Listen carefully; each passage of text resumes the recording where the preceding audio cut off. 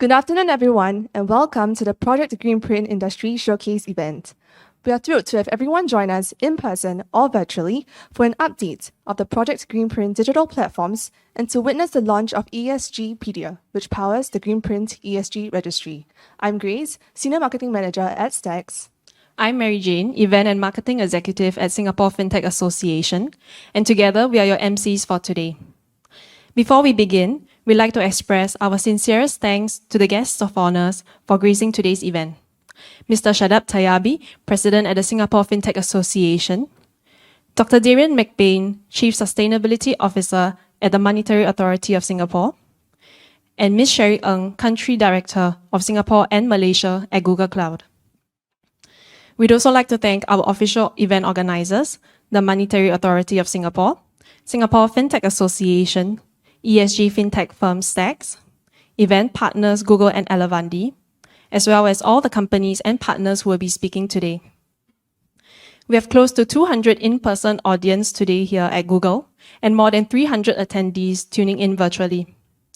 They represent a wide mix of financial institutions, corporates, NGOs, and supranational agencies from all over the world. We thank you all for joining us today. And to commemorate the first official in-person Greenprint event, let's all say hi to our neighbors by giving them a little fist bump.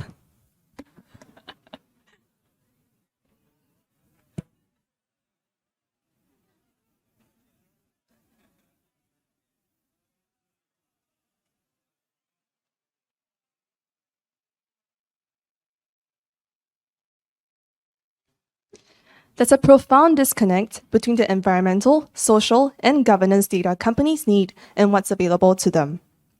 To accelerate Singapore's green plan via ESG FinTech, we aim to provide you today the latest updates of the Greenprint digital platforms for better and holistic ESG data to enable effective sustainable finance. There are two main agendas today. Firstly, the Greenprint digital platforms industry live showcase at 2 p.m., followed by ESG Solutions Showcase at 4 p.m., which Google will be opening and sharing on their Climate Finance Industry Partnership Program, so stay tuned for that. The event will then conclude with a networking session at 5:30 p.m. Please feel free to help yourself to the coffee, tea, and water at the back of the room. Now, without further ado, I'm pleased to invite on stage our guest of honor, Mr. Shadab Tayabi, President at SFA, to give us his opening address. Shadab, please.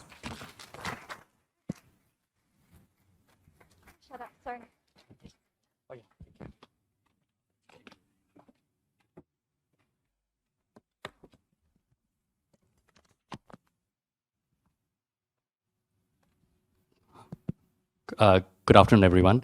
Sorry for all the barang that I was carrying to the stage, more than I had anticipated. First of all, Dr. Darian McBain, MAS Chief Sustainability Officer, Sherry Young, Google Cloud Country Director for Singapore and Malaysia, Ben So, co-founder and MD, Stax, as well as Chair of the Green and Sustainable Subcommittee of SFA, distinguished guests, ladies and gentlemen. It is an honor to be here today at this unique and special event where we are providing an industry update on Greenprint, which is a collection of initiatives that aims to harness technology and data to enable a more transparent, resilient, tested, and efficient ESG ecosystem to grow green and sustainable finance. Now, we will be witnessing today Greenprint Digital Platforms Live Industry Showcase, as well as the ESG FinTech Lab Crawl. I've also been told that the real highlight is some of the drinks that Google Cloud or Google has arranged for us. Let's be clear, they are non-alcoholic drinks and with some really ESG water there.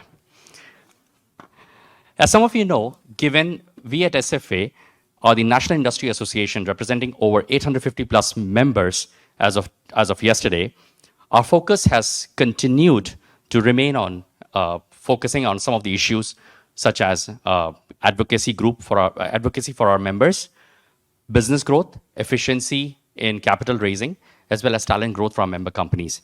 These pillars are there to support our vision of making Singapore not just a global fintech hub or a global fintech hub, but the global fintech hub. This is what we are aspiring for. It's an ambitious aspiration, but I'm sure with all our members' support, we will get there. Now, Singapore has always had this tendency of riding onto the waves or the trends.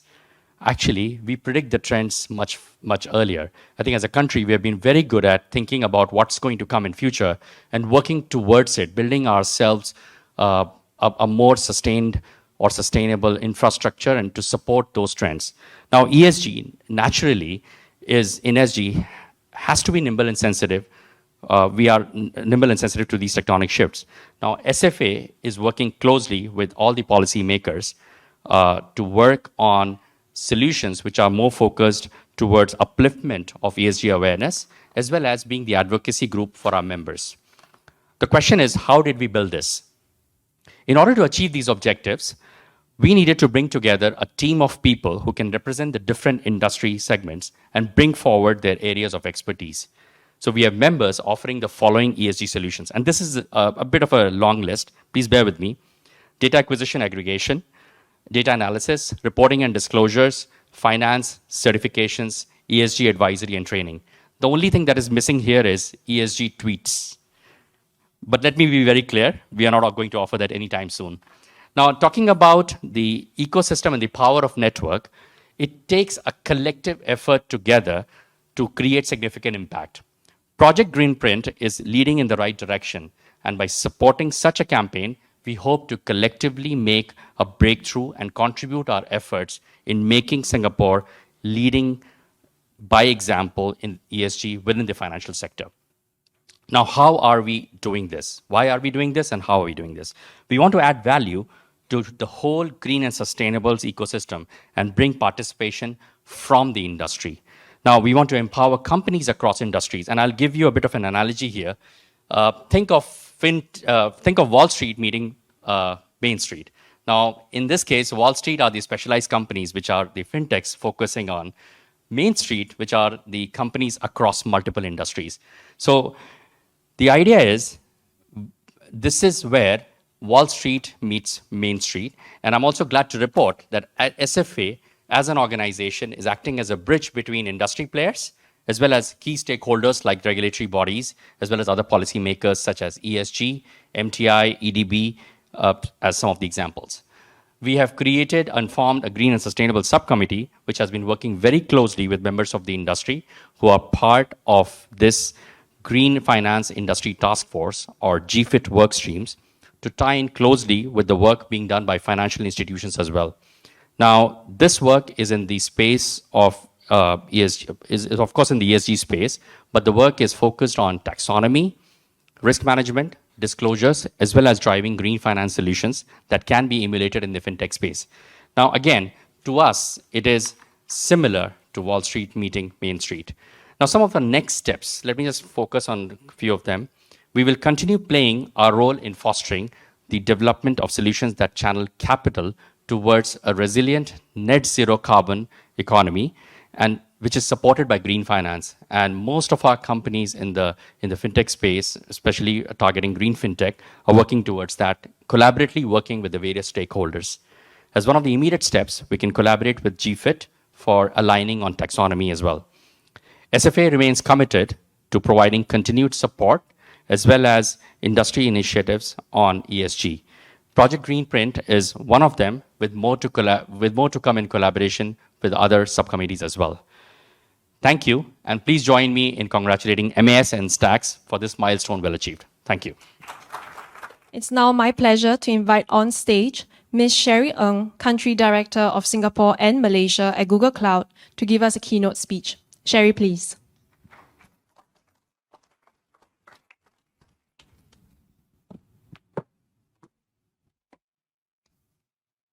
So, very good afternoon and welcome to Google. On behalf of Google, we're so delighted and so honored to be partnering with MAS, FinTech Association, and Stacks for this exciting launch today.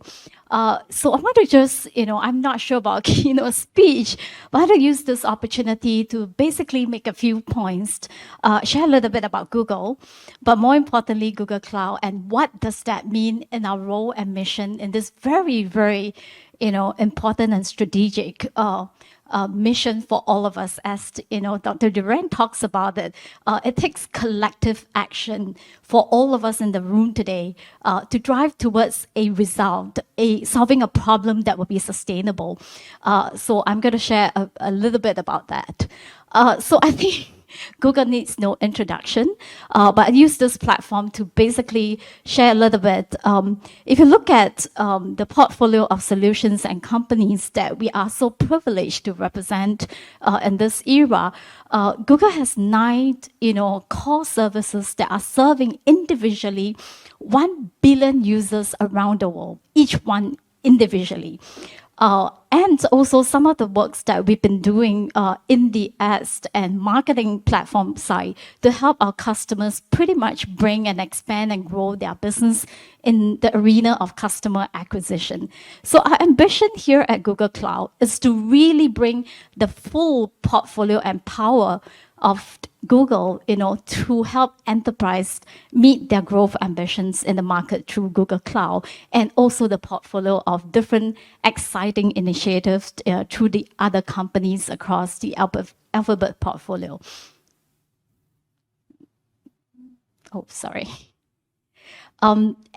And that's kind of what our ambition here and the role. We hope to leverage this portfolio to be able to support, organization in this very important mission.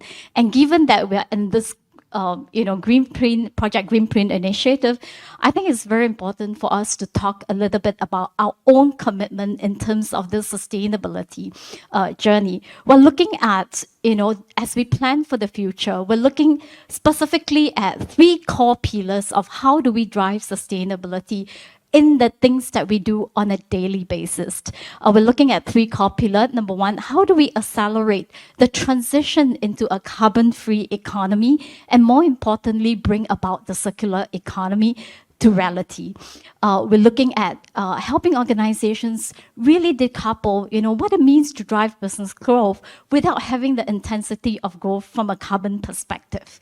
More importantly, where we are looking to empower users with technology, I think all, we all talk about how can we then better leverage the platform, products, services, not from a Google perspective, but more importantly, like what you are doing today, seated here, the entire ecosystem to a larger population so that more people can benefit from it. And most importantly, benefit the people and places that we operate, that we have impact, and this is all around the world. So this is our own journey of commitment from a sustainability, our 5-year plans. And how are we doing that? We're leveraging really the work that we're doing as we build for organizations what we call the transformation cloud. And there's a very interesting concept here at Google that we adopt. To Dr. Duran's point, we never quite start looking for the answers, but we ask for the right questions. As we are building out, the digital transformation roadmap for organizations through the Google Transformation Cloud, we ask ourselves 4 very important questions. We ask ourselves, how do we help organizations really get smarter, each day?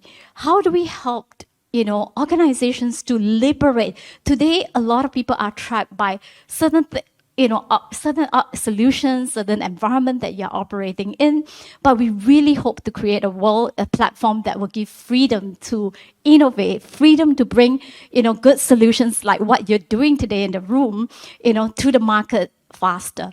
How do we build connections, especially when we're talking about entering into the digital decade? In the last 2.5 years, we experienced so much efficiency through digital connection, Google Meet or different types of technology that allows us to meet, in the digital arena. But more importantly, in that environment, how do we increase the human connection, which continues to be key? And more importantly, as we continue to build, how do we actually bring security as the core of mind? So these are the 4 questions. How do we protect as organization build? And again, very aligned, it's a data problem. At Google, we're looking to solve the biggest data problem for everyone, every organization, especially in the arena of ESG. How do we bring transparency, visibility, and sovereignty into the data environment so that people can make better decisions and bring down and be able to better contribute to efficiency and thereby carbon reduction? How do we create an openness of cloud platform to allow an entire ecosystem to innovate and build on it with freedom without being, tied to any environment? And more importantly, in our world, we're super interested to look at using our collaboration cloud to help people better connect, collaborate without physical boundaries, and be then a lot more efficient and speedier in terms of bringing solutions to market.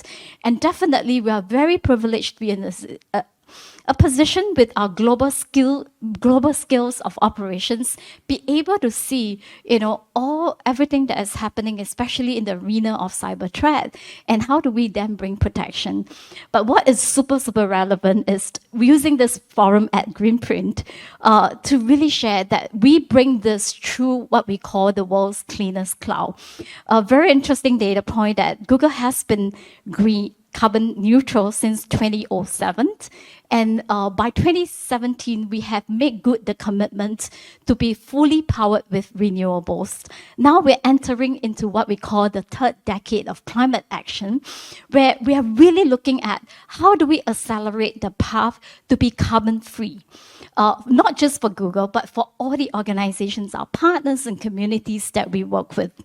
An interesting data point for all of you seated in this room today. We're very privileged to be co-partnering and working and collaborating with you, that there's a lot of discussion about sustainability of 2025 and 2030, but we're very delighted to say that, today, immediately, we have been working and partnering with a lot of our customers in what we call that path to net zero.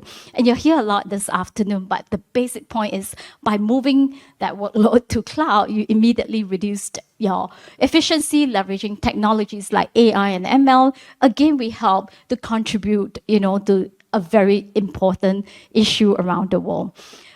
So we hoped in this whole collaboration to leverage our platform's technology and services to partner with you to bring to market that solution.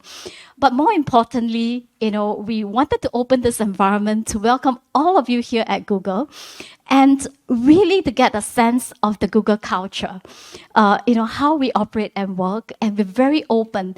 In Google, we talk a lot about how do we solve problem at scale, and sustainability, being decarbonization, to Dr. Duran's point, is something of a global scale and with tremendous urgency. We all know in Singapore yesterday, or maybe the last few days, it's the hottest ever, 36.8 degree, since 1983, we've never reached this level of heat.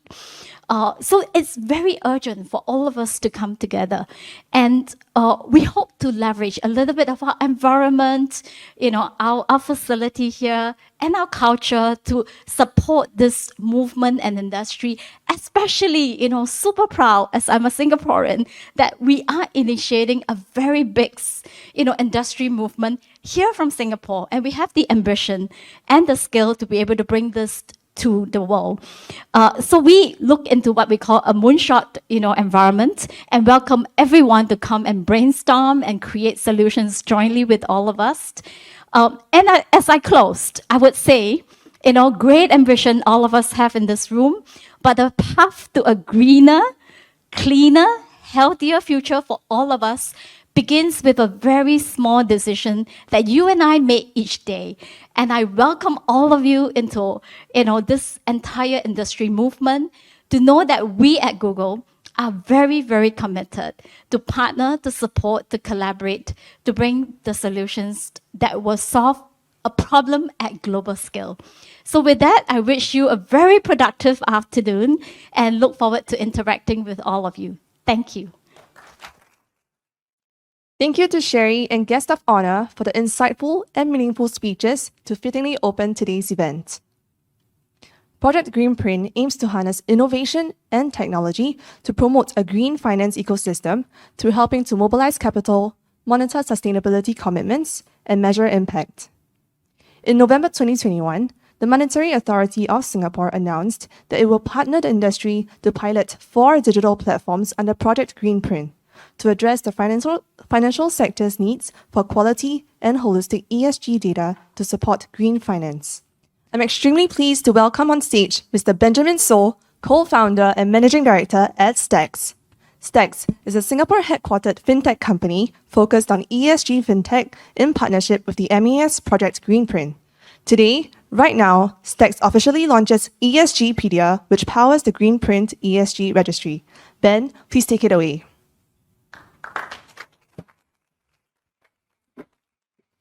Thanks, Grace.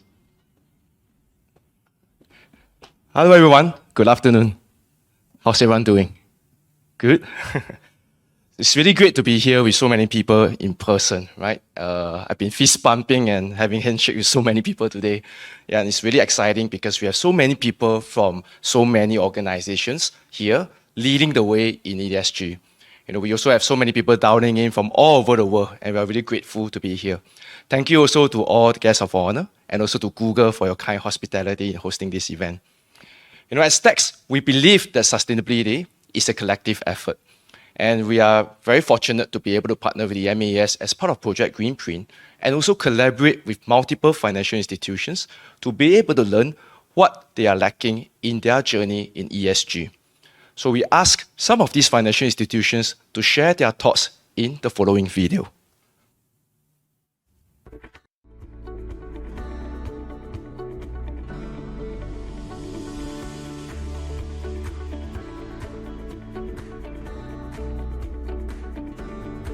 Sustainability is at the heart of corporate strategy, both in the way Citi conducts its business and the client initiatives that we support.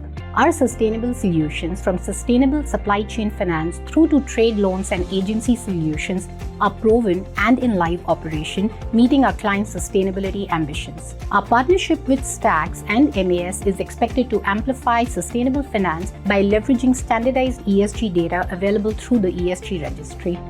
One of the biggest challenges globally to accomplish this is the lack of high-quality ESG data, which is needed, for instance, to take well-informed decisions on capital allocations or measure impact. This is precisely where the MAS Greenprint project kicks in, as it tackles this ESG data challenge head-on by piloting digital platforms that harness innovation and technology. There are currently plans to take this initiative further by storing information collected on a central data depository called Project Greenprint. This marks a step in the right direction to drive greater efficiencies in data collection, accessibility, and quality, factors that are key to enabling better decision-making. We have also forged industry partnerships on platforms with similar goals, such as the Greenprint ESG registry, which will provide us with a single point of access on both ESG data and certifications across different sectors.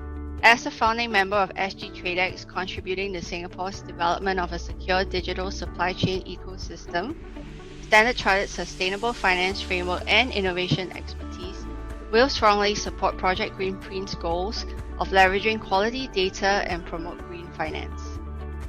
Finance is an inherently mathematical and quantitative field, while sustainability was until recently mostly driven by ethical and qualitative value. Data is the bridge bringing both together, but today this bridge has several weak pillars: availability of data, quality, consistency, transparency, and so on. By creating a single registry fed by numerous sources, Project Greenprint is addressing directly these challenges. As a leader in sustainable finance, we believe that access to verifiable and comparable ESG data is fundamental to grow the sustainable finance market in a credible manner. Project Greenprint is a great initiative as it provides connectivity of platforms that enhance the credibility of ESG data. Project Greenprint is an important platform to the ESG cause as it blends sustainability with technology and facilitate the automation of the ESG data value chain. We are collaborating with a diverse range of stakeholders globally to support the transition to a more sustainable economy, while stressing accountability and transparency through our Carbon Compass methodology and regular reporting on our progress. Such use of technology under Project Greenprint will enhance data availability, quality, and comparability. Companies can then do more and communicate more clearly their ESG impact.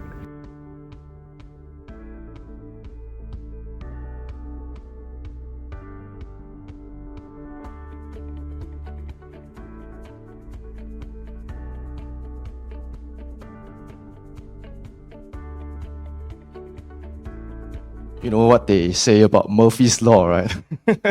So we have played this video for about 100 times in our rehearsals, and this has never happened. So, but I promise you that this video is already now on our YouTube.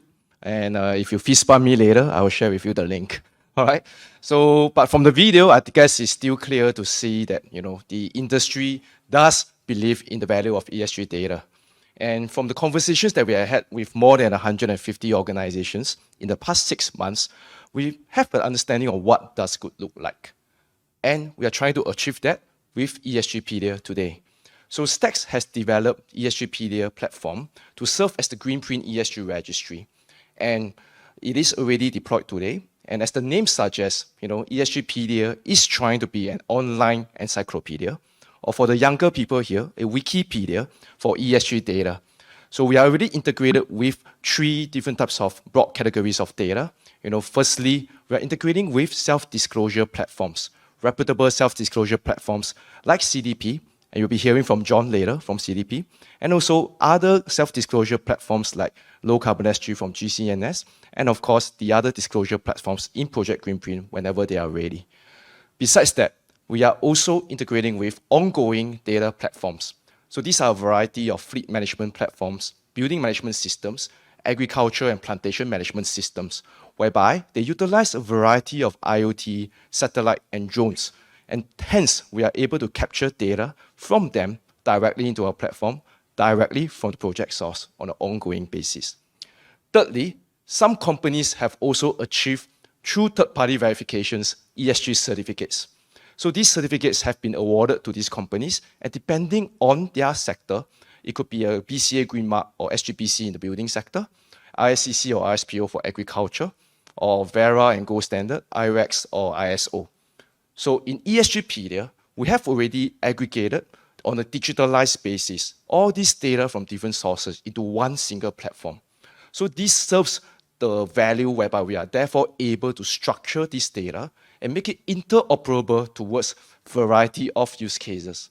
And finally, now we could therefore support an ongoing monitoring, forward-looking view of a company's commitment on an ongoing basis, whereby a company's sustainability profile, right down to the subsidiary asset or product level, could be tracked. Or we could take a bird's eye view and look at it across sectors and geographies and form a value chain. And of course, all of this data must be able to be mapped against industry standards and frameworks. So where we are today is that we have already partnered with more than 20 financial institutions, integrated with more than 10 certification bodies and 8 different sectoral platforms. We cover a total of 170,000 certificates, covering 60,000 companies and 110,000 assets. And I'd like to show you a demo right now. So the ESGpedia dashboard looks like this. You know, all the certificates will be shown, covering different companies and assets across multiple countries in the world. So this gives a holistic view of the ESG landscape. On a micro level, we are able to search for company profiles. For example, if I type Samsung, all the Samsung subsidiaries and assets will be showing up in the table and in the map. Self-disclosure data like CTP scores or self-disclosed sustainability reports in the courses to SASB or TCFDs will also be showing up here.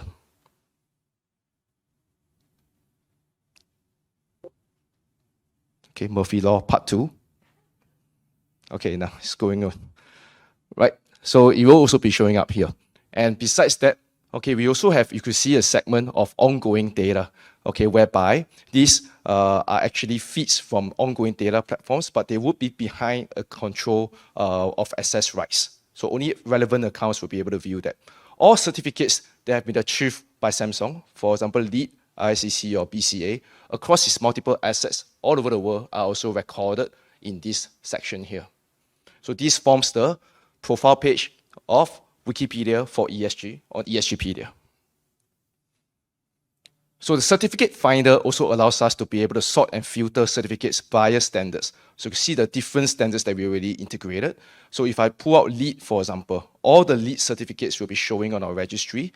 So all these LEED certificates that belongs to various companies across multiple assets in different parts of the world, and their validity period from start to expiry are recorded and downloadable into multiple formats. And we could also filter via sector, company, or issuer.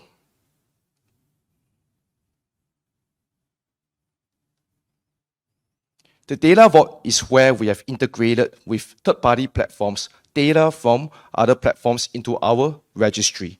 So these platforms include, for example, CO2 Connect, which is IoT fleet management data, Sabana Jurong, which is actually building management data, and of course, UREC, which is renewable energy assets data. And our carbon credit dashboard actually shows the projects from different registries in one single platform. These are the various projects all over the world with the availability of the supply and pricing feeds from the CME GEO futures and the World Bank. So as you can see, we have a lot of different types of data already ingested into the registry. So these are now already supporting a variety of use cases.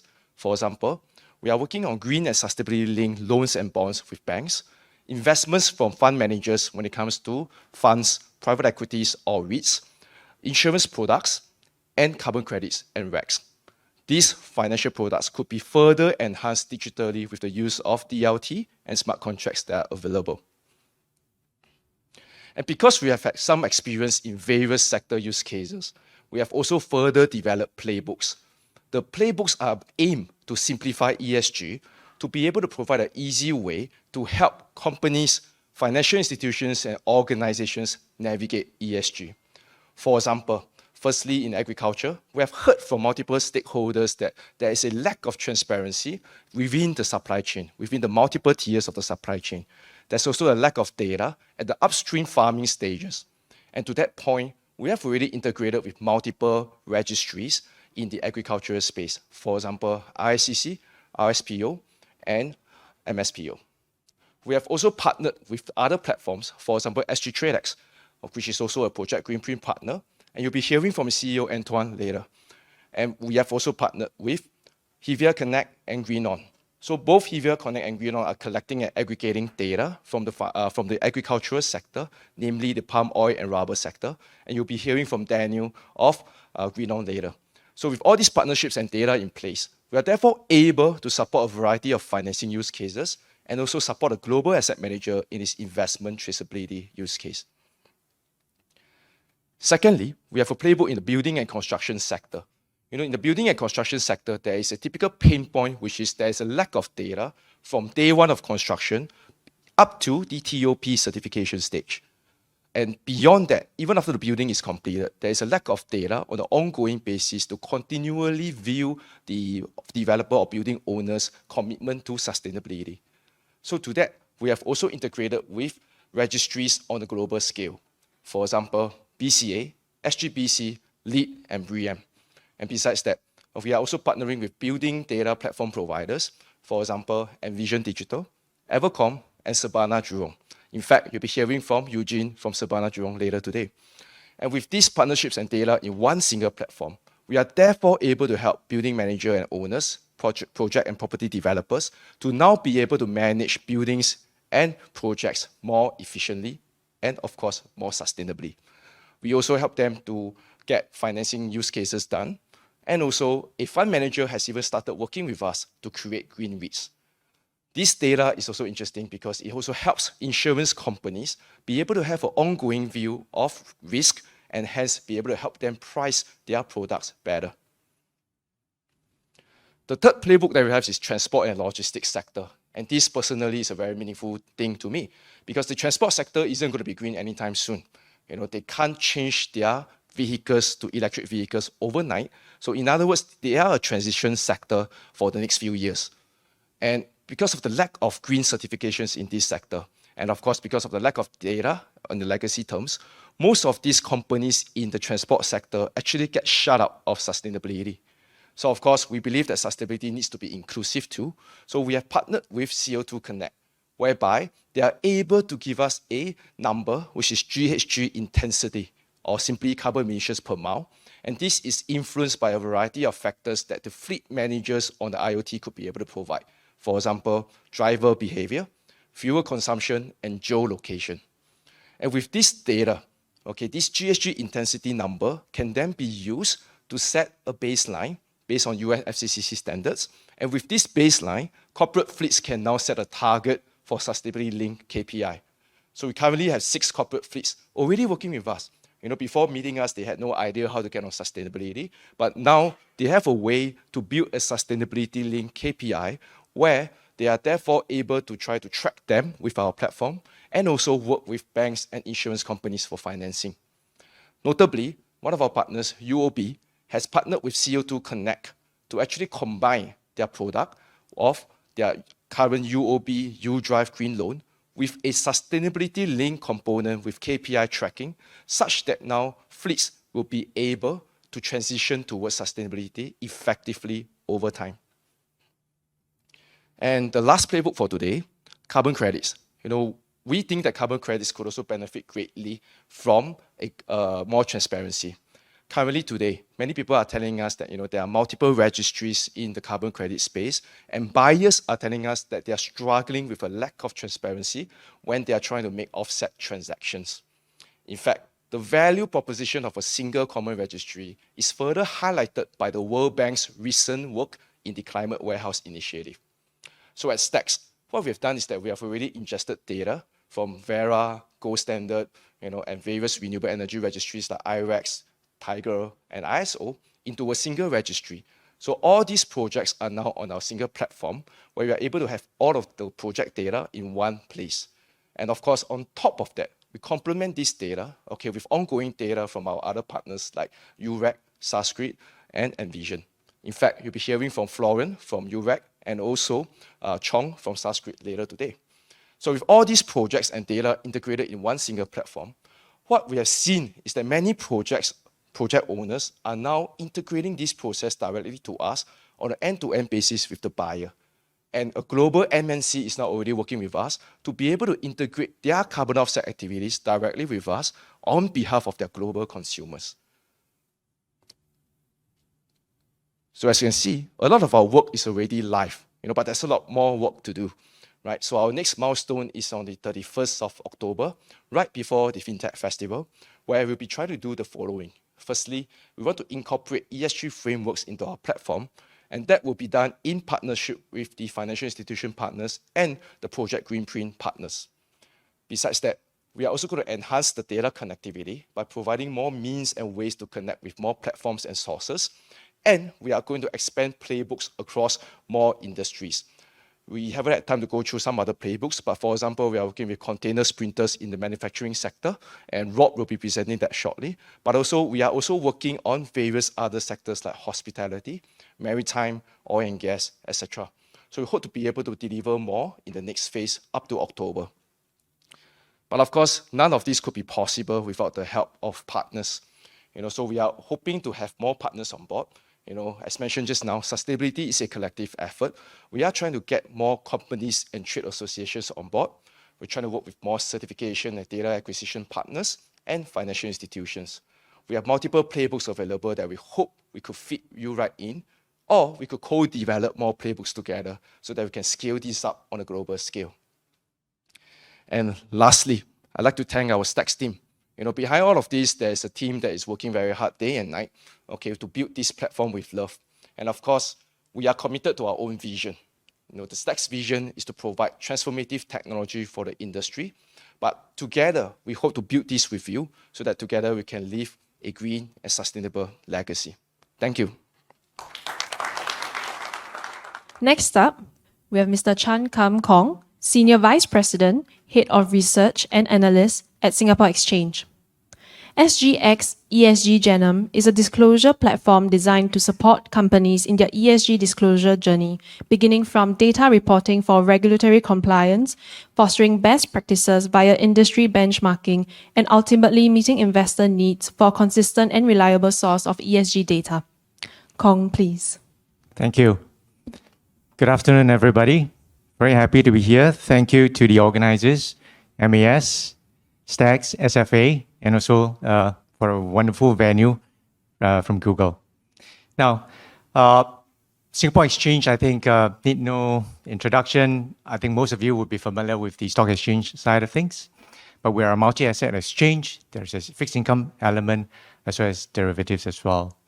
Now, that brings us to what we're doing, what we want to talk about over here.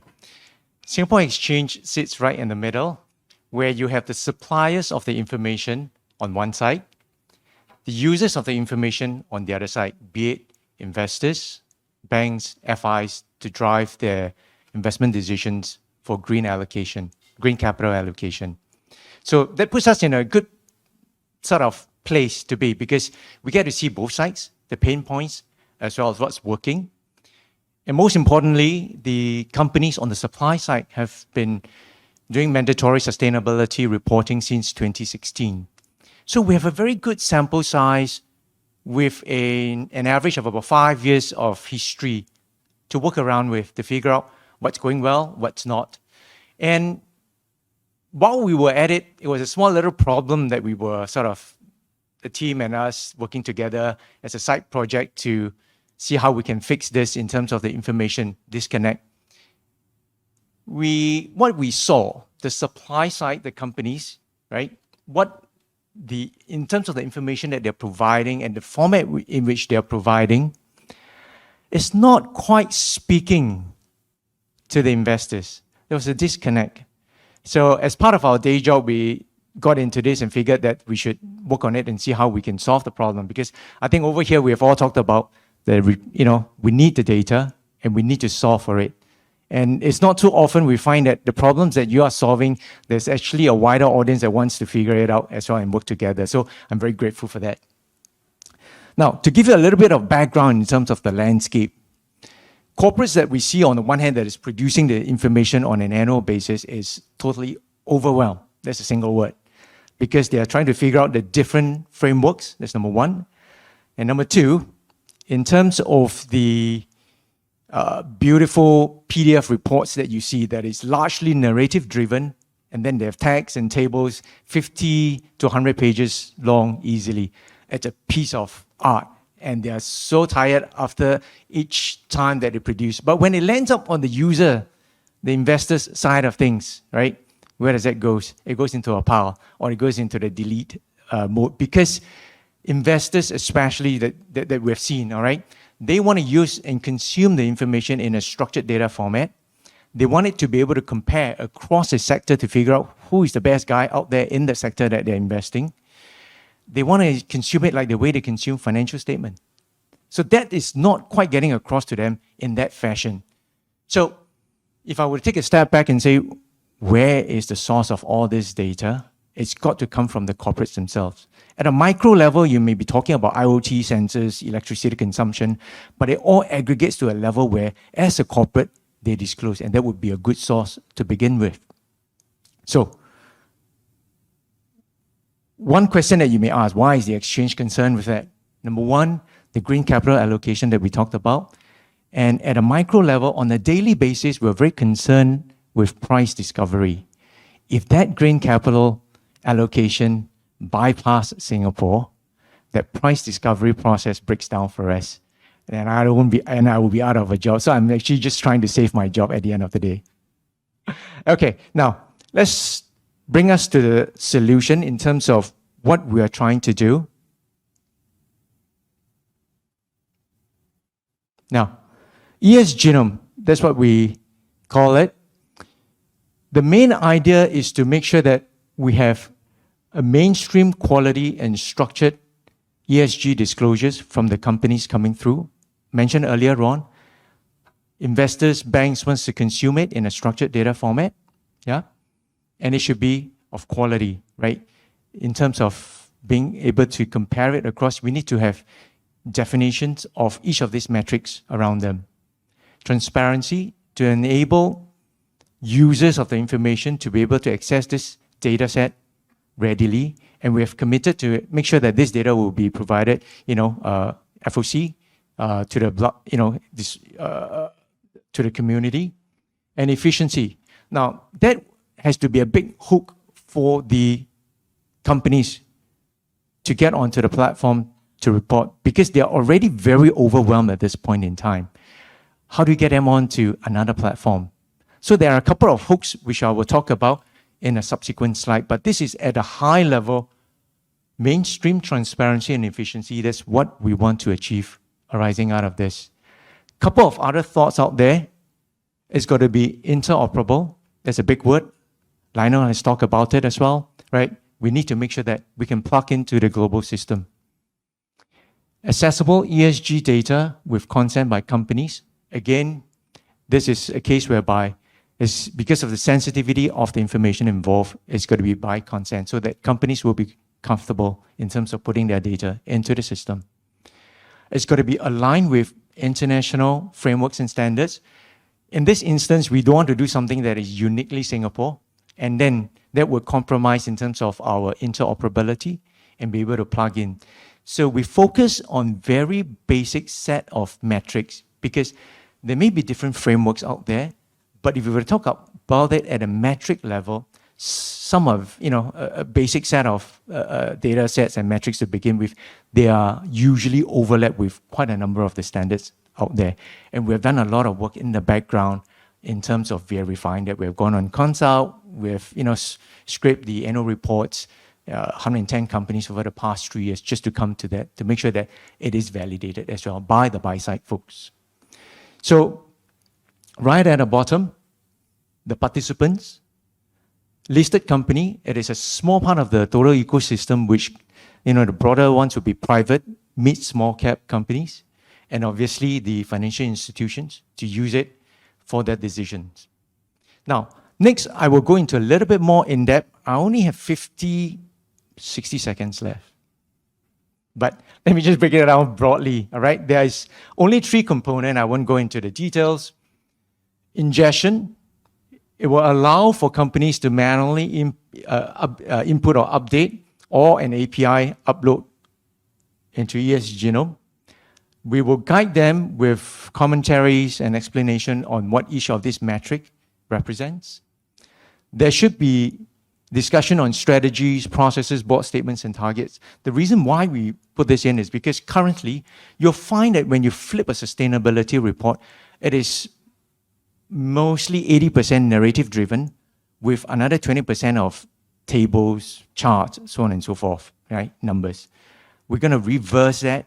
It should be a data-driven one, but supplemented with the narrative. They still need to tell you the full story, how they want to get there, right? And where are they now? Now, coming to the second, right in the middle box over here, mapping across different frameworks, disclosure guidance, and identify material ESG factors. These are all some of the hooks to help them make this process a lot more efficient. Now, what happens is currently, as you produce all these beautiful reports, it ends up in a stack. The buy-side guys, the investors, or the banks will then, instead of dealing with it, because their fund managers are too expensive to be reading some of these reports, it says, I will get from some of the rating agencies, we should batch, is this green, non-green on the companies, and then they will deal with it. And then there's a lot of very, very meaty survey reports coming from these rating agencies back to the company because they're paid by the buy side to do that now, right? So it comes into a cycle. The companies will be struggling to fill out another survey. They tell us that, hey, guys, I don't want another platform. I already have 5 surveys to fill. Yep. So how to try to minimize and break this is, for each of these metrics that they key into the system, it will be mapped to the different frameworks that we showed up earlier on in the slide, as you can tell. So that helps to minimize the level of repeats and reading all these 100-page long surveys that they have to go through again and again. So that's another hook that we think will be quite useful to make it efficient for them. Key in one time and submit to the different frameworks or the rating agencies pulling in the data. Last bit, in terms of the output, it will be in a structured data format for comparability, benchmarking, and of course, any of the analytics that you can dream of can come from there, because otherwise it will be a garbage in, garbage out process. We just want to make sure that whatever comes in is good quality data, right? So with that, I hope I have given you a broad idea in terms of the problem statement that we saw from our perspective and what we think would be a possible solution to this. As we speak, the pilot is ongoing currently. With the pilot, it should come to an end in July. If all goes well with some of the updates to the platform and etc., we should be going live in terms of by around August timeframe. So we're working very closely with our partner, and we'll make the appropriate announcements at that time. Thank you very much. Next, I'm pleased to invite on stage Mr. Eugene Seah, Managing Director at Sabana Technologies, Sabana Jurong Group. Sabana Technologies is the technology enabling arm of the Sabana Jurong Group in the built and natural environment. It unifies processes and digitalizes them via a platform called 24K. Eugene, please.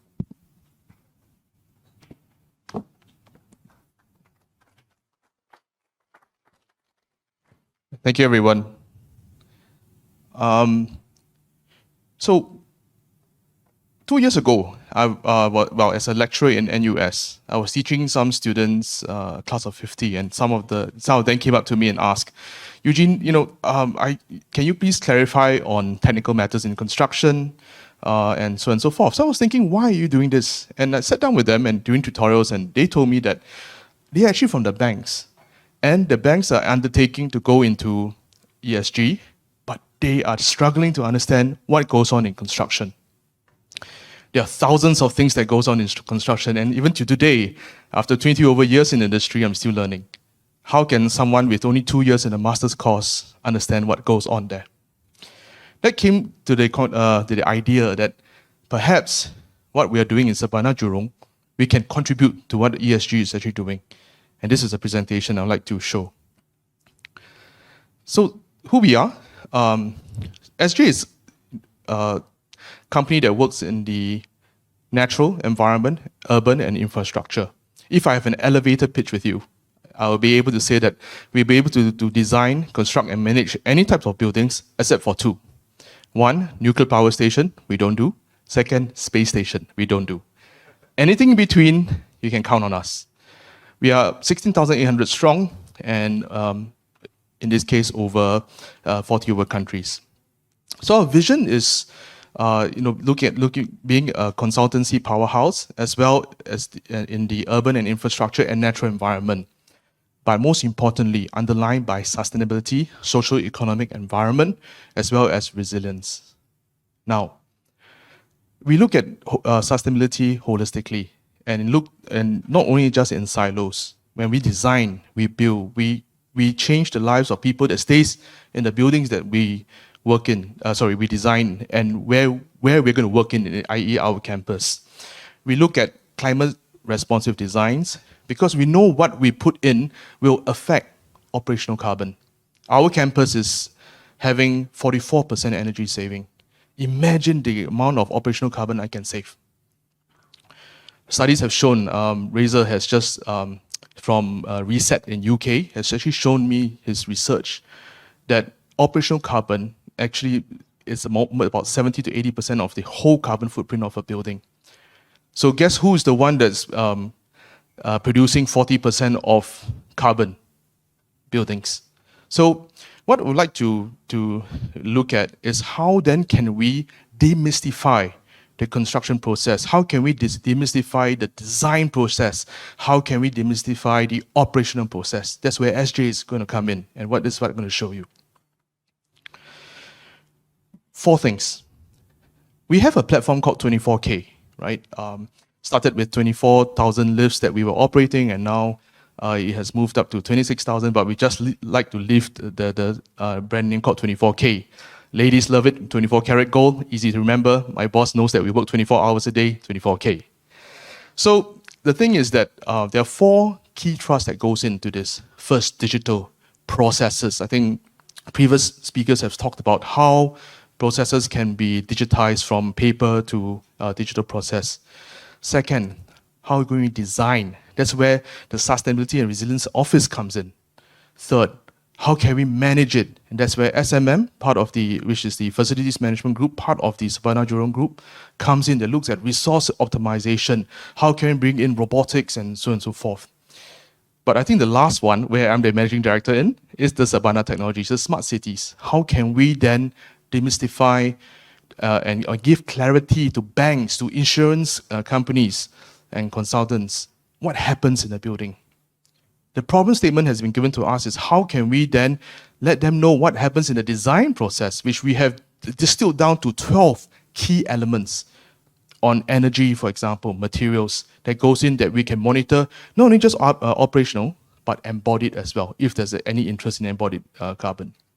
We look at wellness, Wells International, and we also are pushing the boundaries where we're trying to ask banks, please just don't look at certification. Can we look at more things like surveys that are tenants happy in there? It doesn't mean that you have a green building, I'm happy inside, because I know of a building that is net zero energy building, but if I wear like this, I perspire.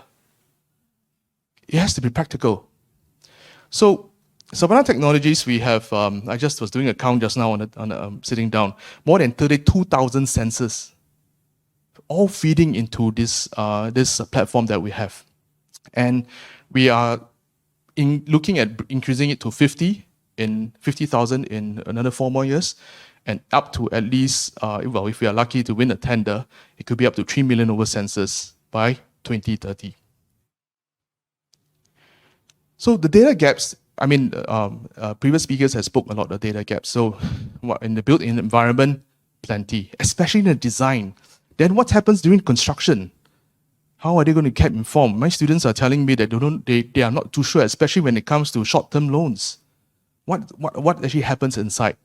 That's where we will be able to demystify for you with our scanners, with our technology, GoPro, our drones, our robots that goes in, that will be able to give banks and lenders clarity. And the best thing is you can do it anytime you go. Remember 24/7, 24K?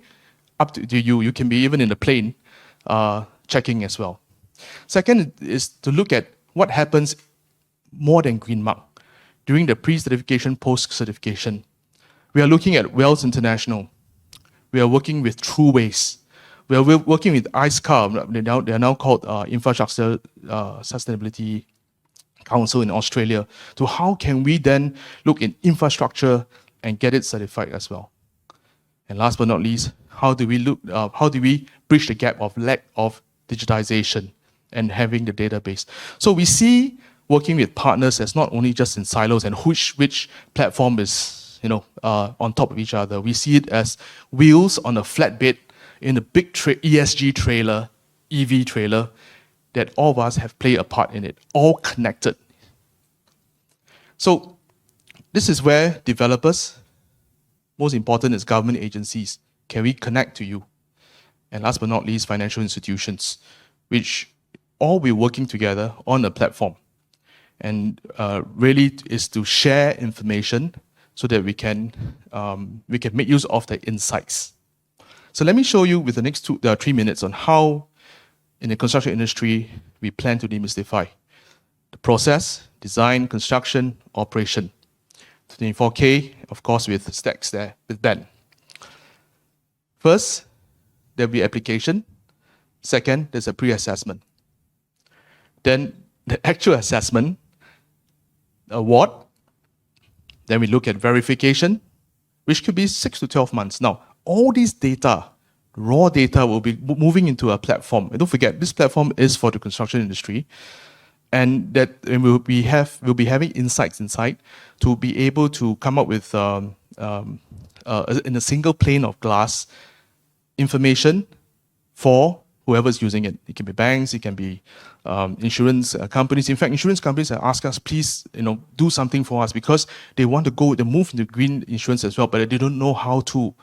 The type of subcontractors that you have, the main contractors you have, the type of procurement route you will have will make a very big difference in risks. Then in terms of, once we can get the raw data in, the reference information data goes in, we can calculate interest rates, risk rating, and developers can get their certificate. So all works within an ecosystem and in terms of a platform.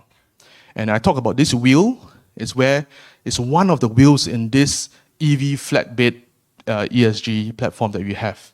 there are many of these that will come out in terms of data exchange and certification and certifiers. But again, thank you, Ben, for your encouragement in working together with us. In fact, he's the one with cracking the whip to make sure we toe the line, and also inputting data. And I think we are very close to our first POC within the next 1-2 months. So that's all I have to share. This is the first phase of the discovery phase, and now we are dying to get collaborators and to seek cooperation with people. In fact, we are even looking at how we can put our own projects in. We are going to build a green data center, a green cave, computer-aided virtual environment. And again, looking at seeing whether we should test out with some green loans inside, so we can run through this whole thing in our system to understand how it works. Right? So looking forward to work with everybody. Have a good afternoon. Thank you. Thanks, Eugene. Up next, we have Mr. Ramon Gazal, co-founder and chief operating officer of ESG Tech. ESG Tech makes it easy to disclose, measure, and monitor ESG performance. Ramon, please.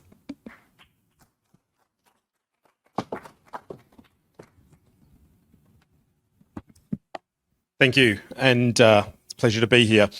Thanks to the MAS and other organisers for putting it on. As mentioned, ESG Tech's a disclosure platform based here in Singapore, developed with the support of MAS and in collaboration with Project Greenprint. Dr. Darian said before that you need good data to make good decisions with, or words to that effect. We say better data for a better tomorrow. There was a lot of talk about the data challenge ahead of us, and there was a lot of talk of it from the buy side. It's equally challenging from the sell side with all the requests coming out. Before we get into things, I wanted to open up with a story about data, and specifically the power and effect of different types of data. It's a story set in my childhood, so well before technology was a thing. When I was growing up, bringing my report card home was a very daunting affair. It happened twice a year. First stop was my grandmother. She cared about the marks. That's all she cared about. She was less concerned with how I got them. She just wanted to know that they were good. A's and B's, I got my favourite dinner. Anything less was no dessert. She liked marks. She liked ratings. Next stop was Dad. He was a slightly harder proposition. The marks were important, but he wanted to know how I got them. Was I working hard or was I cruising through? How was I behaving? What did the teachers think I could improve upon? Good comments on the report card was an easy life. I got to manage my own time, sport on the weekends, the odd M15 movie on a Saturday night.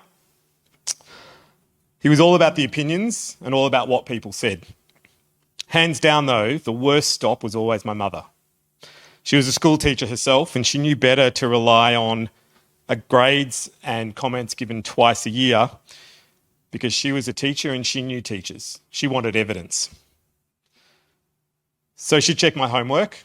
She would sign and view my test results and essays all throughout the year. And then when the report came, she would validate all of this continuous monitoring around the marks and the comments. If she saw a disconnect, there was an issue for all of us. In fact, the teachers generally got in more trouble than I did. She was all about the verifiable evidence. She needed good data to make good decisions with. All of this to say that in the ESG space today, it's very difficult to be my mother right now. The supporting technology and processes required to collect the data, the right data efficiently, and to distribute that effectively is not ubiquitous. We're getting closer, but we're not there yet. The shortcomings of this lack of enabling technology is compounded by a lot of the noise made around ESG ratings. The fact that it's probably not in the best interest of all market participants to shine a light in those dark corners where evidence lurks.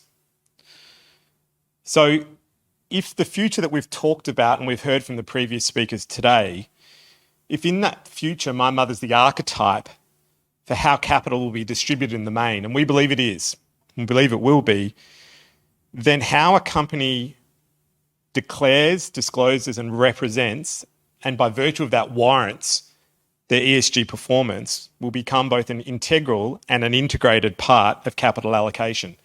The same way that that financial performance and KYC and AML principles are embedded into that process today.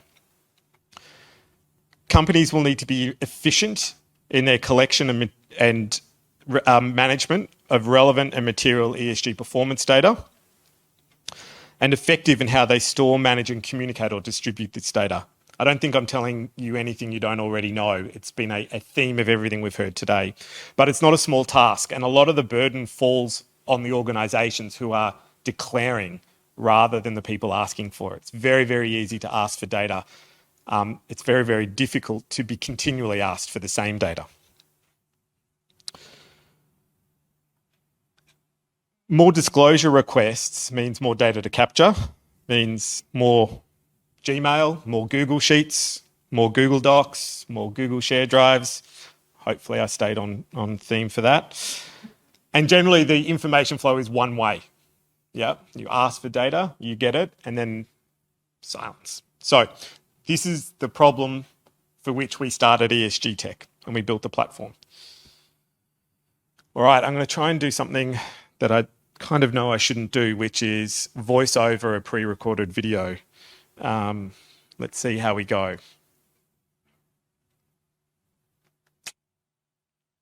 Okay, so the ESG Tech platform is an easy-to-use system of record and management for ESG data and disclosure. Companies collect and record data using a contextual workflow where, having chosen the relative date field they're looking for and confirmed who they are, they choose their sector and industry, and from there they get a contextual workflow of material topics which guides the onward data collection, with each topic broken down by its activity metrics specific to the company and accounting metrics.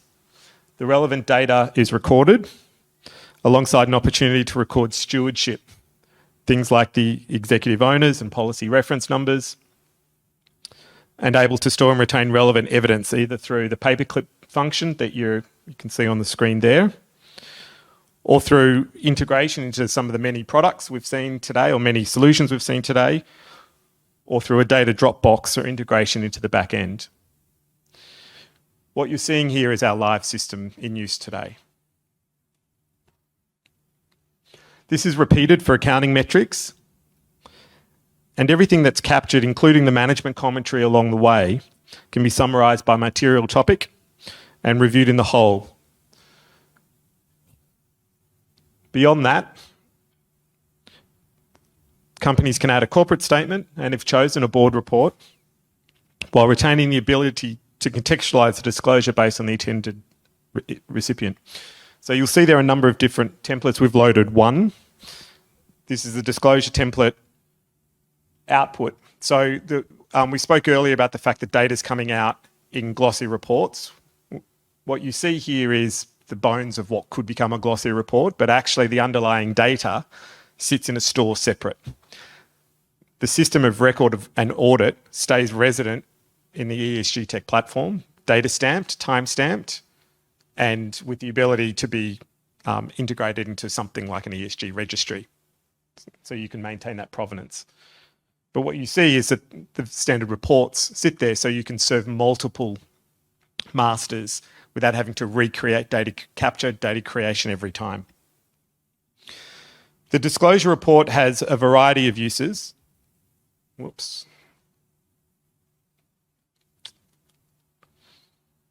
How do we go backwards here? Apologies. All right.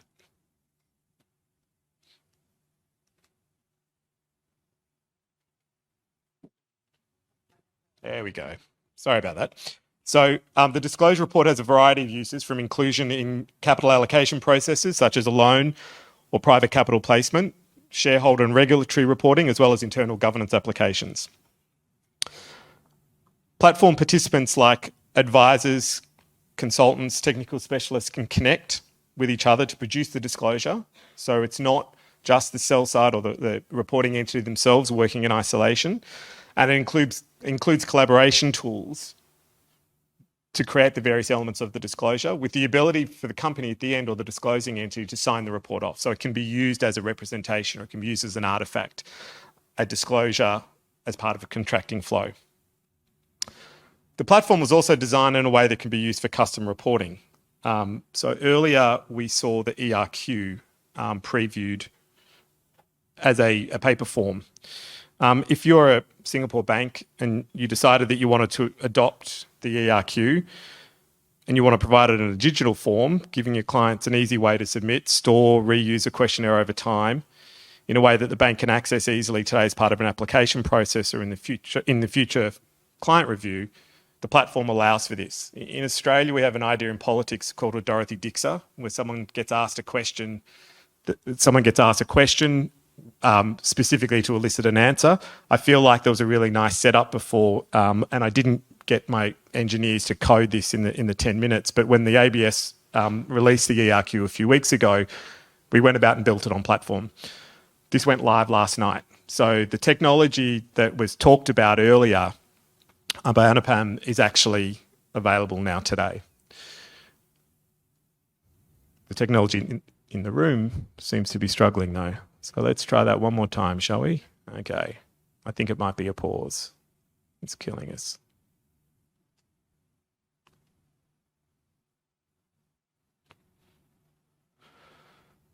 All right. Hopefully this should start.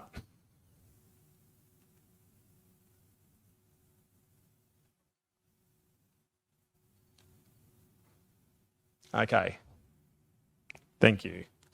Excellent. Right. So you could offer a digital ERQ like this one that's being filled out while I talk. It can be completed online with pre-filled data. So you'll notice at the top the entity name and the UEN up there. That's come from a pre-filled space. The questionnaire can then be completed either by the RM or by the company itself who's completing the ERQ. And then once a question is completed, it can be locked, date stamped, and posted to an ESG registry, similar to the concept we saw before from Ben. Banks can then access that, or the corporate can enable access to it directly, either through a link or through QR code or any such technology. It's all sitting there today. We just haven't put all the building blocks and pieces together as an ecosystem to enable that. So the report that was just produced here, and you see that going through there,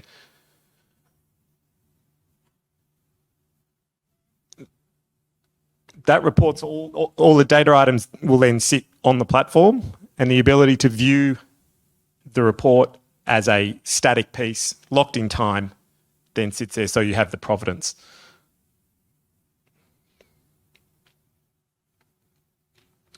Now, once we get to the end of this flow, you'll see the creation of a PDF. There we go.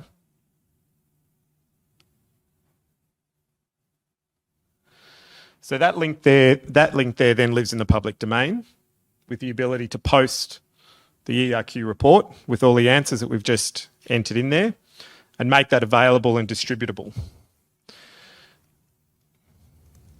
So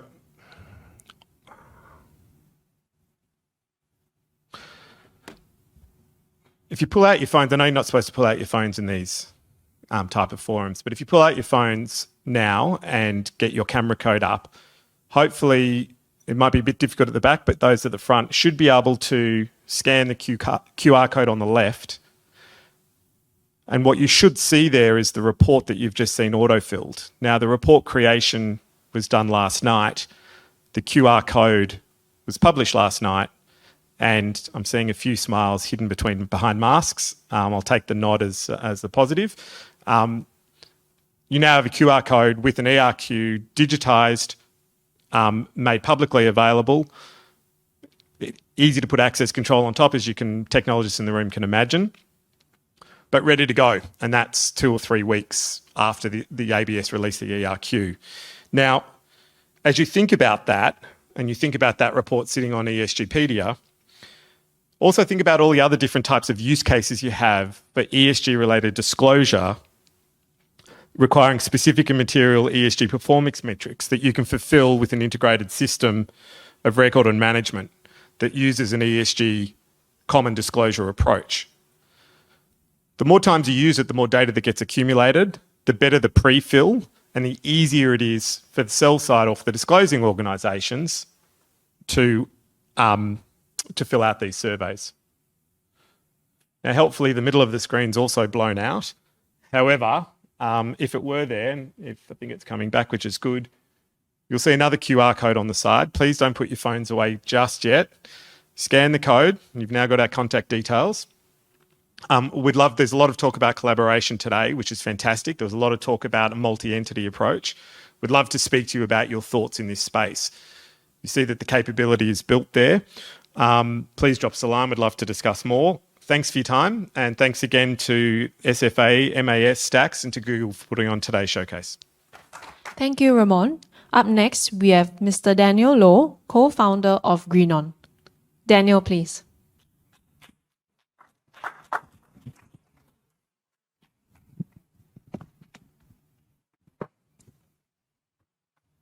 Very good afternoon to all of you. Do you know that actually you emit more carbon after sitting still for more than an hour? It's just a joke, but would you like to stand and stretch a little bit before we continue? Yeah.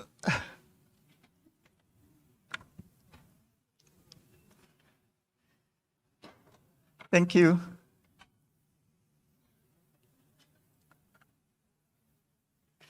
Yeah, good afternoon, everyone. Yep, including those who are online. Welcome to this session.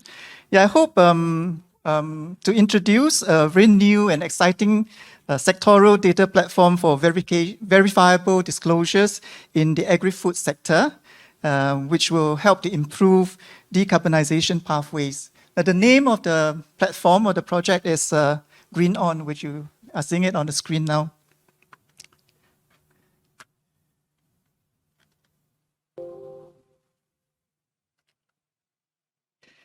Right. Just very quickly, we are very privileged to have the MUFG Bank as our business sponsor and Fanon as project manager. Now, Greenon's strategic partners include iApps, which is a technology company, the Asian Institute of Digital Finance, GreenArc, and Create. Now, so what is it in Greenon that attracts a reputable Japanese bank, MAS licensed startup, a technology company, and a research institution, and experts in deep analytics to come together to collaborate? Now, we all know that, and we have experienced the impact of climate change. In fact, the whole world has now come together to address the root cause of this global catastrophe in the making. Unfortunately, one major contributor to climate change is deforestation, which is caused by many bad agricultural practices. The burning of forests, the cutting down of trees to make way for crops have worsened global warming. So as a result, regulations and policies are currently being formulated to curb such undesirable behaviors. And regulators are determined to impose tax and even penalties on corporates if these are not complied with. But how do regulators decide whether a corporate is sustainable? Now, as of now, setting targets and making corporate level disclosures is a common practice for corporates to express their commitments to go green and also to achieve net zero by a certain date. However, most of these disclosures are pretty high level or otherwise hard to verify. Now, there are many reporting frameworks for corporate sustainability disclosures and ratings out there. But it is difficult to find one that is based on real data on the ground, where data is transparent to the level of provenance, verifiable, explainable, and auditable. So we are determined, or we feel that there's a pressing need for verifiable sustainability disclosures in order that we can ensure data-rich agriculture projects can scale with financing. So together with the MES Project Greenprint and collaborating with Stacks, GreenOn aims to promote transparent and verifiable sustainability disclosures through a digital platform. Now, we want to be able to assist corporates in readying their existing projects for sustainability compliance as regulations will get stricter next year. We also wish to be able to help corporates green their agri-food projects to qualify for the desired green financing to scale their projects. Now, leveraging on existing data that many corporates would already have, GreenOn allows corporates to set sustainability goals, after which monitor and measure progress and success with the existence of satellite spatial data and intelligent tools and methodologies. Now, the end product will be data that can be formatted, verifiable, and auditable. Now, once audited, it can then be used for deeper analytics and, of course, for sustainability disclosure and reporting, and as credentials to be published on the ESGpedia registry. Now, once the project meets certain criteria and is ready for financing, a corporate can also choose to share the project data with certain financiers on the GreenOn platform. There has always been a challenge for fund managers to evaluate, monitor, and assess sustainability risks and impacts of projects over time. Now, with near real-time data and intelligent tools, GreenOn aims to enable financiers to mobilize green capital to scale more effortlessly. Now, financiers can set sustainability goals based on selected ESG indicators and the UN SDGs. Now, these will enable them to monitor the progress and impact of their investments. Then analysis reports with varying level of details can be generated periodically to update investors on the performance of the fund. Now, alongside, financiers will also be able to meet the even ever stricter requirements for regulatory requirements for green investments. Now, this slide illustrates the key features and presents a holistic view of the GreenOn sustainability dashboard, which serves corporates, financiers, and auditors alike. Firstly, you see a map which shows a palm oil project site in East Kalimantan, and the data that we've collected is really from the ground. Right. Overlaid onto the map are protected areas and peatlands. And on top of that, you see farms and mills that form the project. Now, from locations and transaction data that are gathered on the ground, we can establish the trading relationship between the stakeholders. Now, I can click on a mill or a farm to see its detailed information. So data visualization and analytics can be adjusted according to the preferred data granularity. Now, working with satellite service, data service providers, we can further delineate farmlands, ascertain greenhouse gas emissions, and apply different high conservation value maps depending on the user's area of concern, from biodiversity to deforestation and whatnot. Now, this will help the user determine whether this project can potentially cause or is causing or has actually caused damage to the environment. Now, traditionally, auditing agriculture projects is a very painful process because it usually involves many smallholders over a large geographical area, which you can see on the map. Now, GreenOn attempts to facilitate online and on-site audit. Now, it can intelligently pick some of the so-called suspicious farms based on some permutations of selected sustainability indicators to create a recommended sample for on-site audit. Now, with the audited data collected over time, we can also compare historical data sets to evaluate progress and highlight areas for improvement, especially with projects that are transiting from brown to green.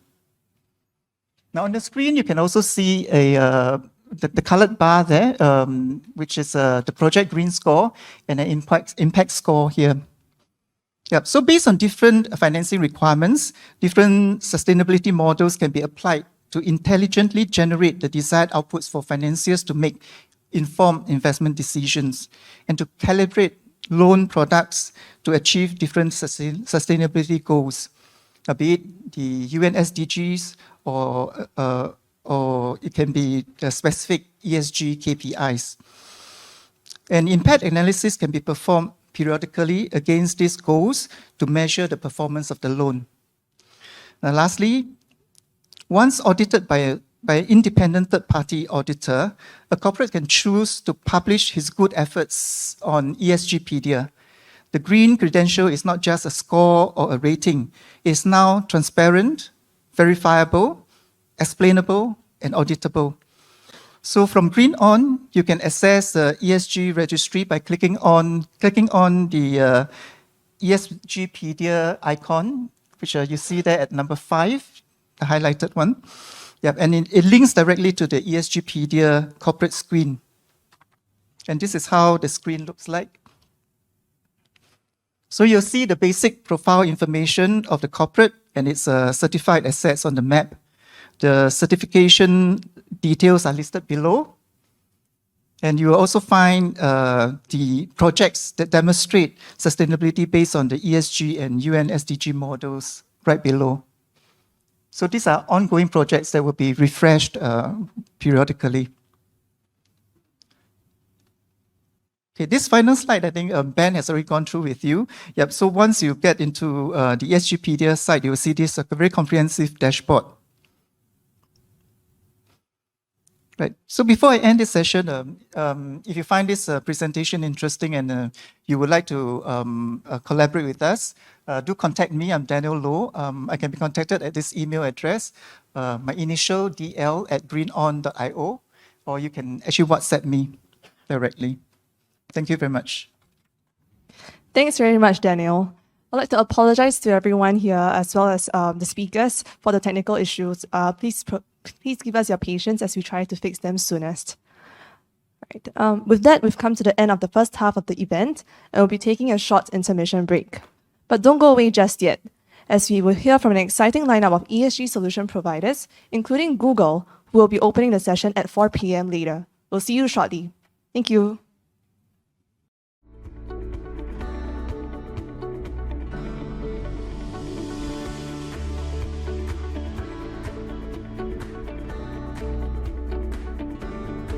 Sustainability is at the heart of corporate strategy, both in the way Citi conducts its business and the client initiatives that we support. We're helping clients to finance socially and environmentally responsible trade and provide working capital for sustainable initiatives. Our sustainable solutions, from sustainable supply chain finance through to trade loans and agency solutions, are proven and in live operation, meeting our clients' sustainability ambitions. Our partnership with Stacks and MAS is expected to amplify sustainable finance by leveraging standardized ESG data available through the ESG registry. At DBS, our purpose is to be the best bank for a better world. And what this means, among others, is that we want to help secure a healthy planet and do so in a just manner. One of the biggest challenges globally to accomplish this is the lack of high-quality ESG data, which is needed, for instance, to take well-informed decisions on capital allocations or measure impact. This is precisely where the MAS Greenprint project kicks in, as it tackles this ESG data challenge head-on by piloting digital platforms that harness innovation and technology. Just as digital did 10 years ago, sustainability now impacts every industry, including the world of finance. Climate and sustainability risk are increasingly regarded as part of a broader financial risk. Yet, a key obstacle for banks in accelerating the transition to net zero is collecting reliable and comparable data from corporates to assess risk, identify opportunities, and make the right decisions. To that end, we partnered with the Association Bank of Singapore to launch the Environmental Risk Questionnaire, the industry's first standardized template to measure corporate environmental risks, an initiative which benefits corporates large and small. There are currently plans to take this initiative further by storing information collected on a central data depository called Project Greenprint.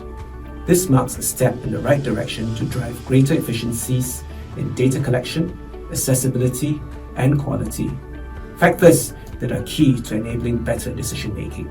Digitization and data are key enablers of sustainability. For banks like OCBC, accurate ESG data allows us to make evidence-based decisions on financing green investments. We have also forged industry partnerships on platforms with similar goals, such as the Greenprint ESG registry, which will provide us with a single point of access on both ESG data and certifications across different sectors. Standard Chartered is a top trade bank with a vision to be the world's most sustainable and responsible bank. We are committed to sustainable social and economic development through our business, operations, and communities. As a founding member of SG TradeX contributing to Singapore's development of a secure digital supply chain ecosystem, Standard Chartered's sustainable finance framework and innovation expertise will strongly support Project Greenprint's goals of leveraging quality data and promote green finance. Finance is an inherently mathematical and quantitative field, while sustainability was until recently mostly driven by ethical and qualitative value. Data is the bridge bringing both together, but today this bridge has several weak pillars: availability of data, quality, consistency, transparency, and so on. By creating a single registry fed by numerous sources, Project Greenprint is addressing directly these challenges. ING takes an integrated approach to climate change, whereby we seek to manage both the risk climate change poses to our activities, as well as how our activities impact the climate. We do this through our Terra approach. Terra is our commitment to align our loan portfolio with net zero climate goals. As a leader in sustainable finance, we believe that access to verifiable and comparable ESG data is fundamental to grow the sustainable finance market in an incredible manner. Project Greenprint is a great initiative as it provides connectivity to platforms that enhance the credibility of ESG data. ESG is shaping up to be one of the most significant agenda of our time. At the moment, we are seeing inconsistent data, several competing frameworks and standards. The challenges, though, present an opportunity for technology to influence as more and more companies digitize their business and operations. Project Greenprint is an important platform to the ESG cause as it blends sustainability with technology and facilitate the automation of the ESG data value chain. Climate change is one of the most critical issues of our time. At JP Morgan, we announced in 2021 a new target to finance and facilitate $2.5 trillion over the next 10 years to further sustainable development. The initiatives will advance community developments, green initiative, and development finance. In addition, we are collaborating with a diverse range of stakeholders globally to support the transition to a more sustainable economy, while stressing accountability and transparency through our Carbon Compass methodology and regular reporting on our progress. At UOB, we believe that what gets measured gets done. We're leading a banking group to work on a green trade financing data exchange model by SG TradeX. We're also in an SGX pilot on a common ESG disclosure platform. Such use of technology under Project Greenprint will enhance data availability, quality, and comparability. Companies can then do more and communicate more clearly their ESG impact. For UOB, we will also be able to support our customers better in their transition to a low-carbon economy.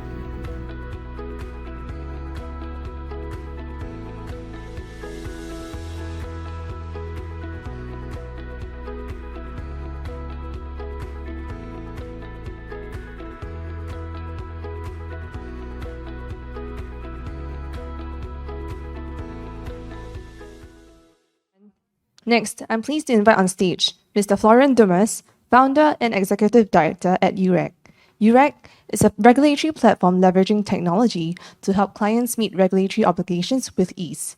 Florian, please.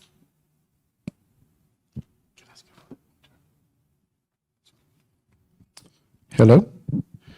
Well, first of all, thank you to Google for hosting us today, to Stacks for having us, and to MAS for their ongoing support of the fintech and ESG ecosystems. UREG, the UREG platform helps clients to manage and comply with their regulatory requirements efficiently with lower operational risks and lower costs. The platform is composed of several modular applications, integrated applications, of which Ugreen. Ugreen is an ESG reporting application, itself combining two services, an ESG data platform. It's a blockchain-based application which is integrated into ESGpedia, and an ESG reporting application which facilitates reporting across taxonomies and facilitates collaboration internally and externally. UX solves several industry challenges. The use of DLT technology reduces the risk of greenwashing. We simplify taxonomy. There were discussions about multiple standards. We also help clients navigate a complex and fragmented data environment. We, as I mentioned, also help them collaborate across different teams. Our data platform is a blockchain application which shares and publishes investment impact data across industries. We'll go through a specific use case of renewable energy producer, but this application on the blockchain can be used for different industries. Data is ingested from IoT sensors, is stored on IoT sensors using SCADA systems in this case, is stored on the DLT, ESG metrics calculated and aggregated, and this data shared internally and externally in various formats in terms of reports or in terms of data itself. In this specific business case, we have published live data to the ESGpedia, live data that originated from a wind farm producer in Europe. I will not go in details through the benefits of blockchain technology. It provides transparency. The formula, the ESG metrics, the ratio encoded in smart contracts are available to all participants in the ledger. There's full transparency on the methodology used to determine ESG metrics. What I would like to highlight on this screen, though, is that this screenshot, this data capture, shows real live data that have been published on ESGpedia from, again, a wind farm producer in Italy. The data is then collected and structured to facilitate management of information, to facilitate collaboration across teams, and it's organized in operational, financial, and environmental metrics. These data can be then used to evaluate transactions on the registry, for example, to evaluate transactions in MAA, in financing, or with regards to due diligence processes. This data is also available directly on the platform through different dashboards or through automated generations of reports that can be shared upstream and downstream with the different stakeholders and using harmonized ESG metrics. The benefits, first, integrity. I mean, the DLT technology, again, allows transparency.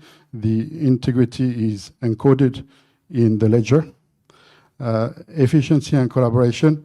There are lower transaction costs through participation in the ledger, and the value of the ledger increases as the number of participants grows through this project of data collaboration.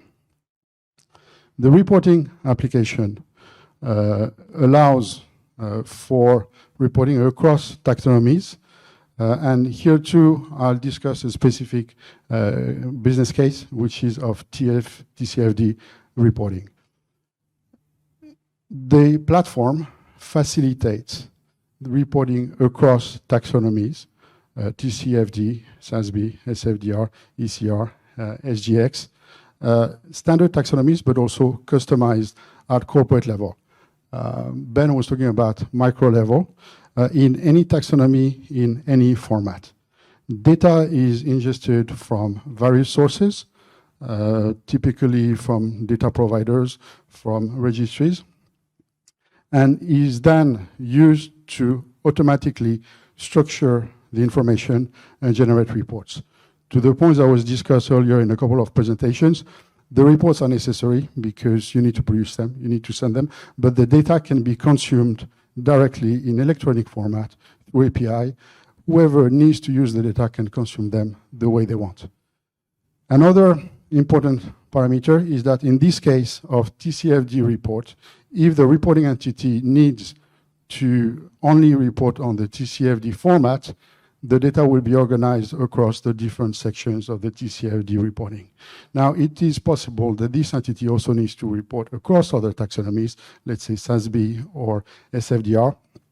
What would happen then is that the data is directly distributed in the other taxonomies through equivalence, which means that you don't need, as a reporting entity, to process data entry multiple times or to repeat this process of data aggregation, data structuring, and report generation.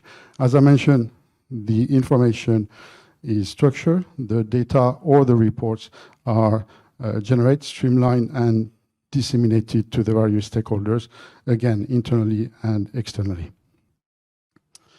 The information that an entity would manage, which we call a data pack, is centralized on the platform.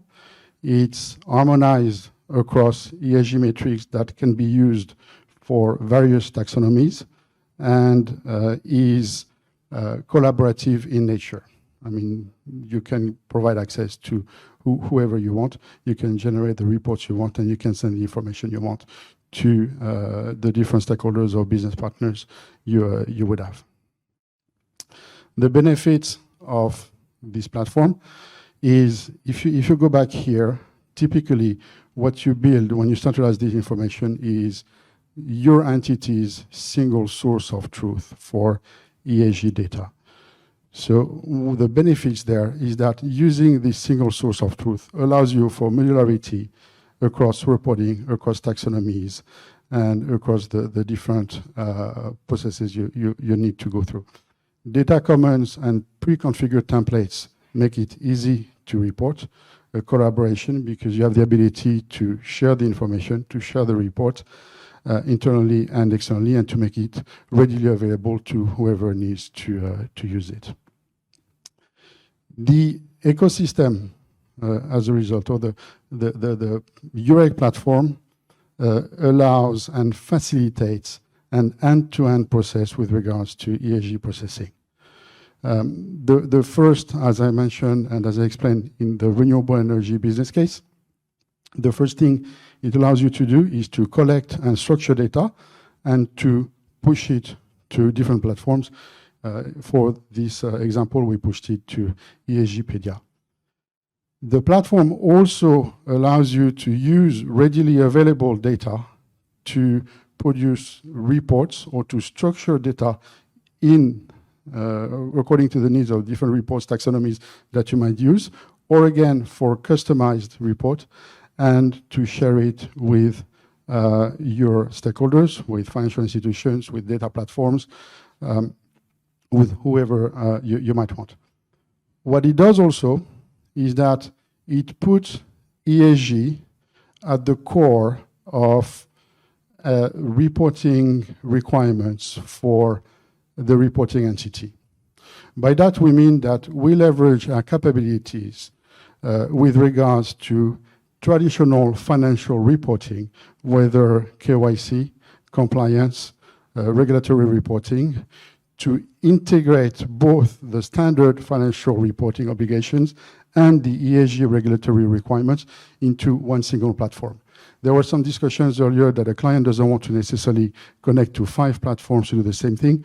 clients we talk to don't want to connect to 3 platforms to process ESG reporting, KYC, due diligence, as well as regulatory reporting.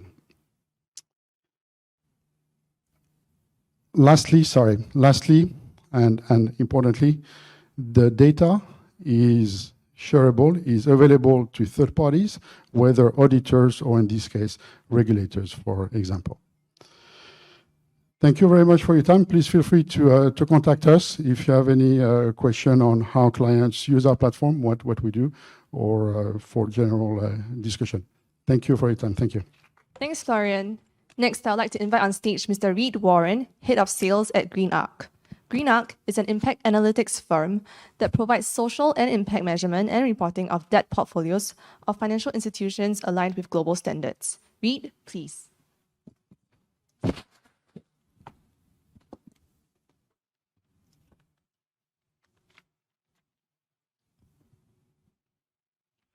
Good afternoon, everybody. It's so great to be in an in-person event for a change, but I've realized so many people have forgotten their business cards. Or maybe that's also old economy. Anyway, we've heard a lot about ESG today. And what I'm going to take you through is really a view on ESG, but leaning more towards impact. We're a Singapore fintech, and our unique solution is for measuring the social and environmental impact of private debt.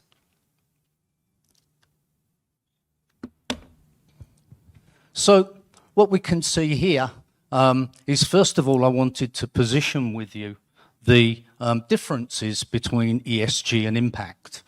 And if we look at, first of all, the focus, and the most obvious thing is that ESG is really measuring internal operational processes of the company. So, there we're looking at things like energy consumption, could be waste management, and an important one, obviously, is workforce diversity. But if we go to the other side and look at external, that's really about measuring the impact of the project, of the product or the services to the customer and to the external market. So, that could be, for an example, a product that is compared to its alternatives, offers a reduction in greenhouse gas emissions, but it could also be that it's providing positive impact for stakeholders and social well-being.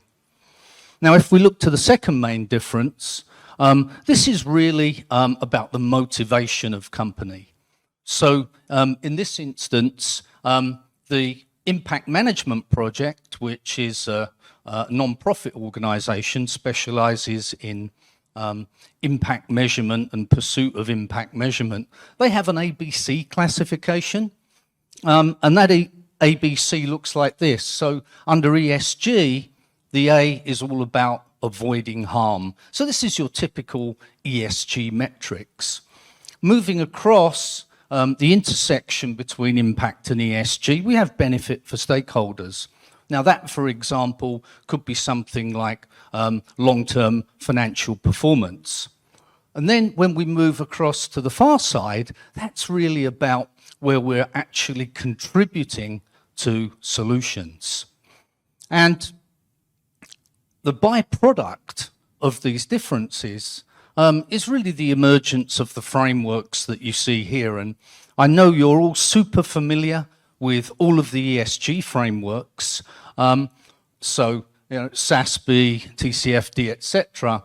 But as we start to move to the right-hand side, just to give you some context of where we operate, those frameworks are changing. So we're looking at Global Reporting Initiative as an overlap, but then when we start to move to impact, we're looking at IMP, SDG standards, and IFC operating principles. Well, I guess this is something that you're familiar with. I mean, the growth in sustainable investments has been absolutely stellar over the last decade. And that's been fueled by ESG and also accelerated by the COVID pandemic, although that in itself has also caused issues for a lot of companies in terms of managing their ESG metrics. But this growth is also being fueled by increasing consumer expectation, strong financial performance, and a greater focus on environmental and social impact criteria. And here we're looking at things like diversity. We're looking at areas like that's biodiversity. We're looking at racial equality and obviously climate change. Now, all of this growth has also brought some challenges for financial institutions, and that challenge is in the form of, reporting measurement standards. And, looking at this, and these standards include government regulations, they include guidelines from supranationals, and also metrics from industry bodies.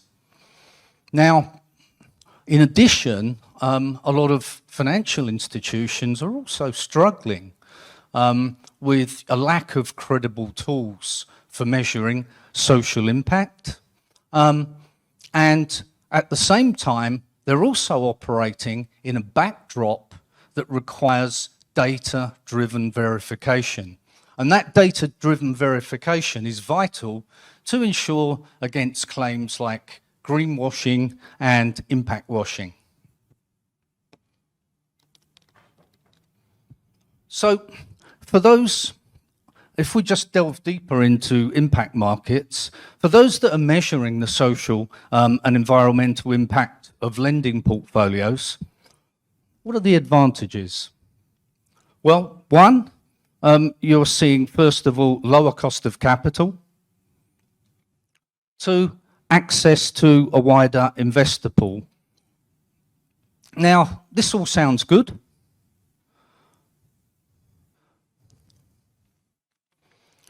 But there are some issues in that impact measurement hasn't been necessarily available to the wider community. Why is this? Two key reasons here. One is to do with availability of expert resources. Another is actually the cost of external consultants.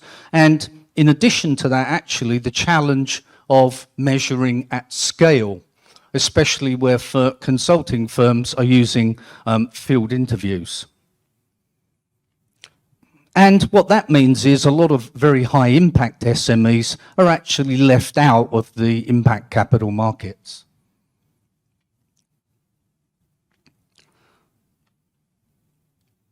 So let's take a look to see how GreenArc's mitigating these issues with our ESG SaaS impact solution. I mean, the first thing to note is there's probably over 300, maybe more, ESG and impact measurement solutions. And I've listed a few here on the table that you'll be familiar with.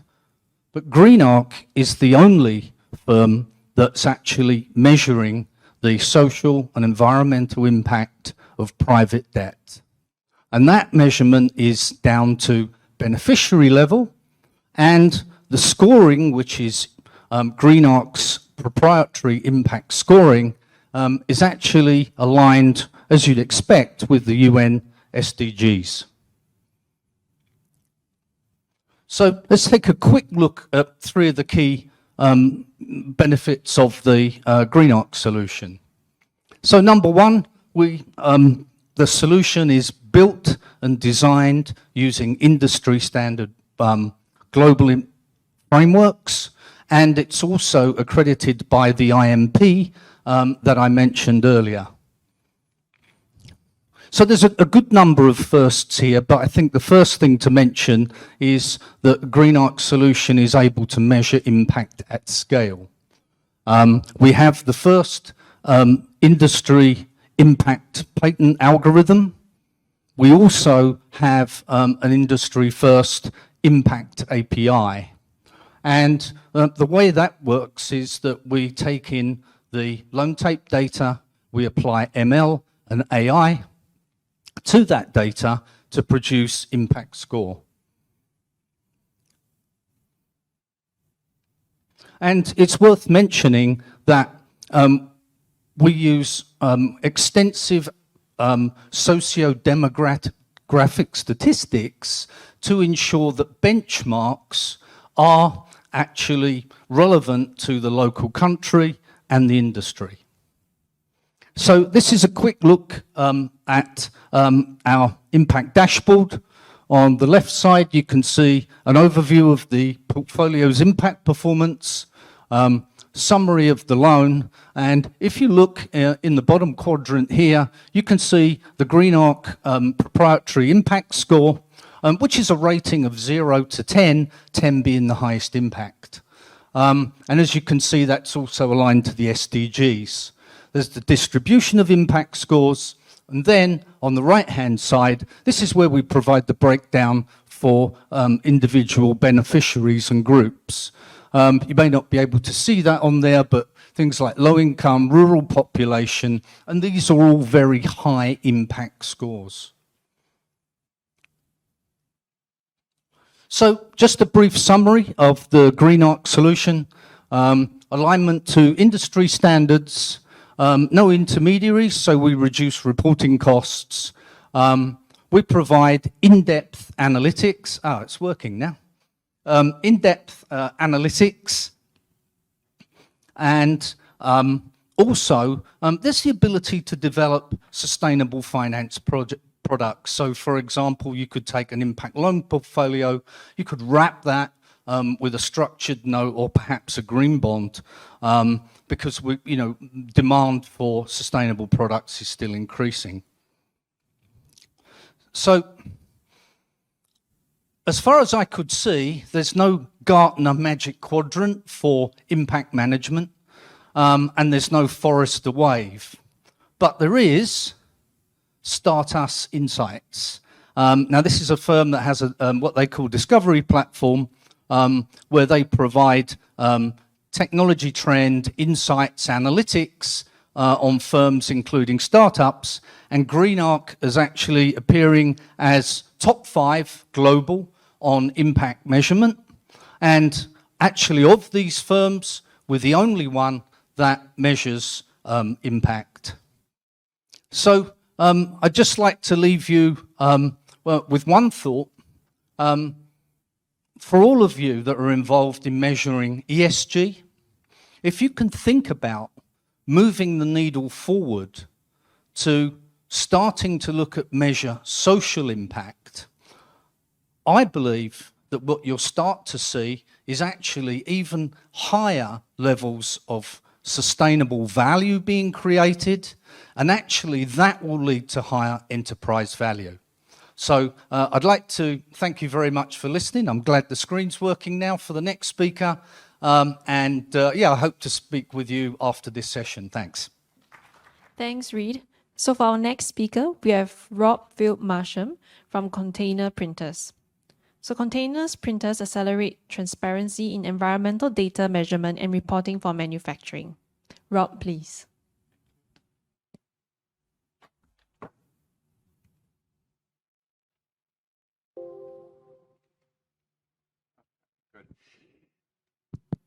So thank you. It's my pleasure to be here on behalf of Containers Printers to talk a bit about something we're doing in manufacturing. So it's a little bit different than things you've seen so far, because we're like manufacturing goods. So this is really a case study in what the problems we face and how we're trying to solve them. So this is a bit short on detail of the solution because it's still being piloted, and it's long on sort of what the problems we face, and so hopefully that'll be somewhat instructive for you. But so just to take you through, we're a packaging company, as I mentioned. So we're based here in Singapore. We have 2 factories out in Joo Koon.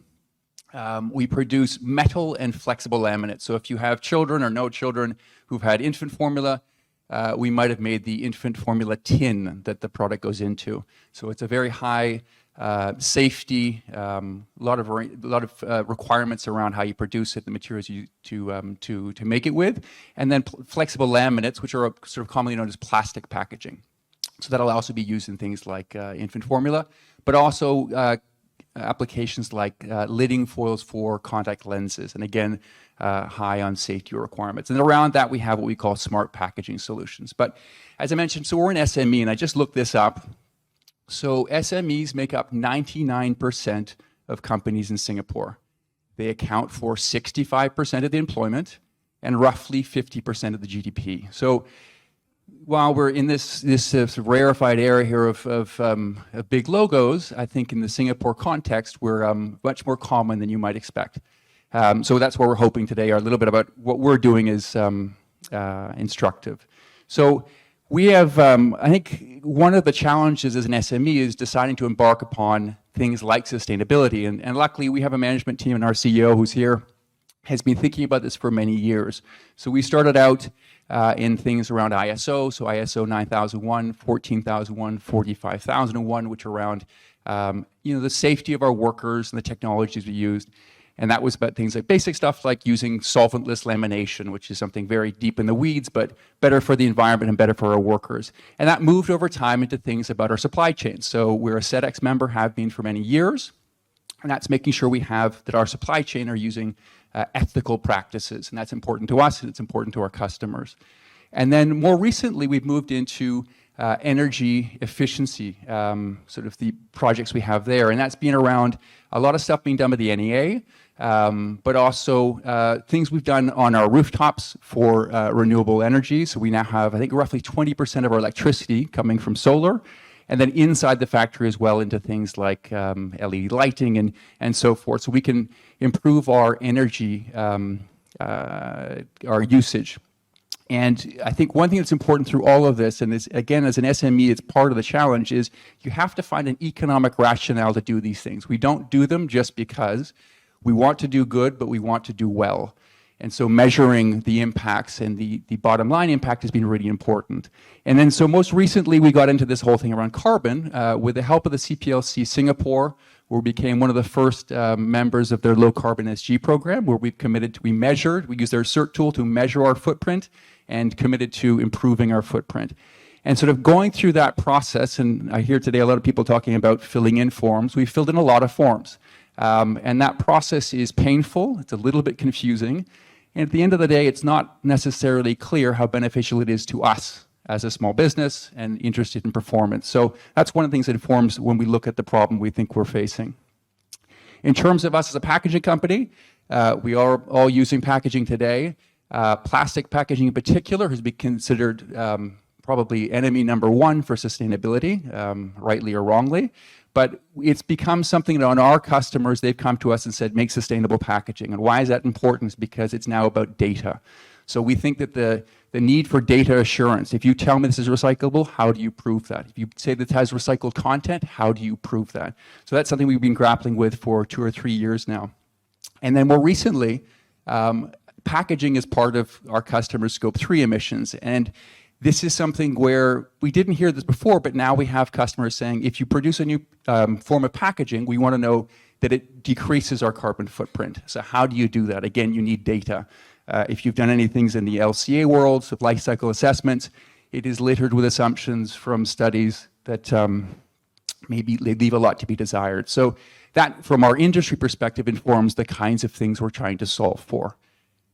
So then, if I look at what we're really trying to build, which is this idea of, can we have a real-time view or a near real-time view of our factory's footprint and its performance? And that means overall as a factory, but also down to the product level.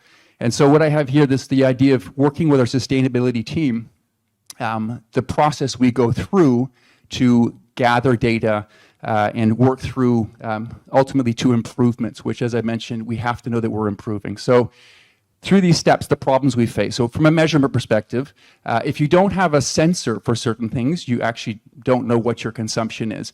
Or in our case, we had things where our gas We have a reader at the factory level, but nothing at our line. So you don't have inline measurements to know actually how are you consuming, what are you consuming at a given line. If I move to collection, so our sustainability manager every month has the thankless task, or had the task, of going around and reading some of our meters by hand, looking at them.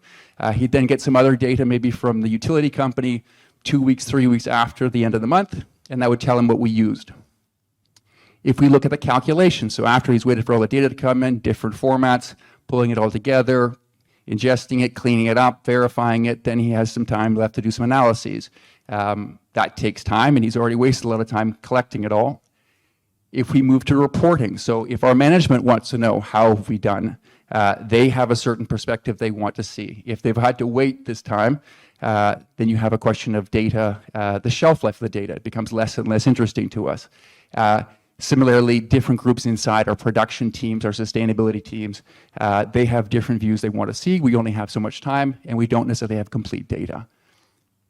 And then lastly, for improvement. So as a manufacturing company, it is sort of core to us that we have to be continuously improving.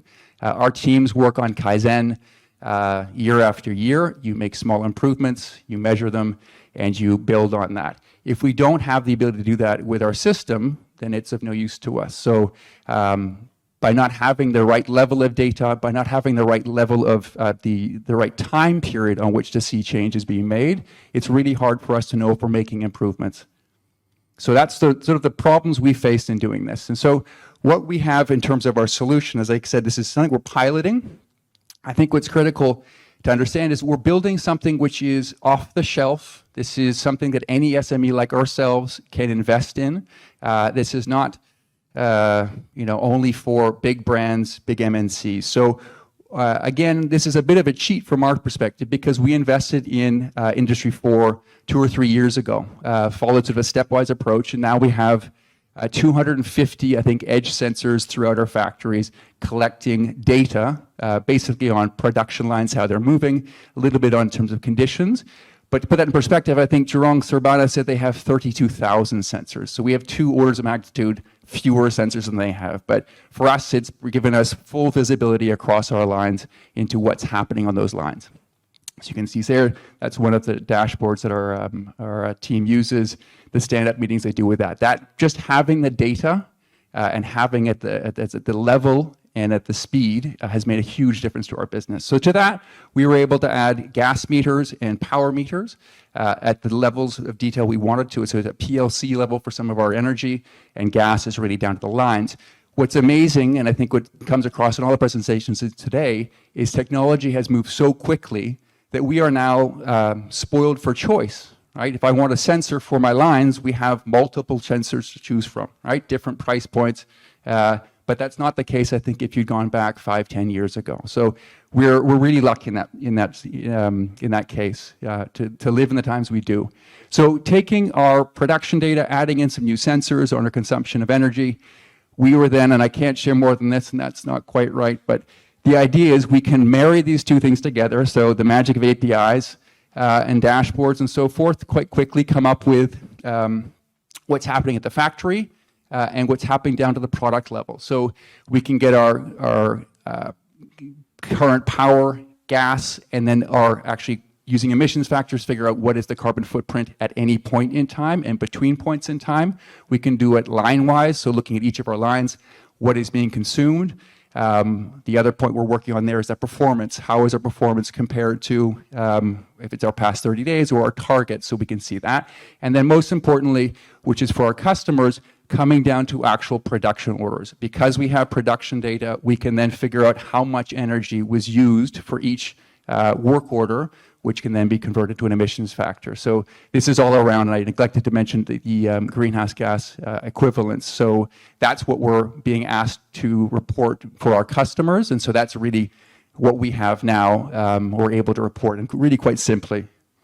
So lastly, I think just to close out, I think everyone here can understand the importance so far. It all rings true to us in having to not have 17 different standards to concern ourselves. But I think from our point of view, the benefit to an SME is being able to understand now, we know from working with Ben and his team and the banks, that now that they have performance data, not just ratings data, that they can say that our projects meet their requirements for financing. So we create a virtuous cycle, which is we can have projects fall into their scope, we can then be rewarded for it. So we think it'll make a big difference to investing in the kind of technology required in Singapore to support our goals. So thank you, and we hope to, I won't go through everything else we see. I think a lot of it rings true to what people were saying before, but hopefully we'll have an interesting update later this year.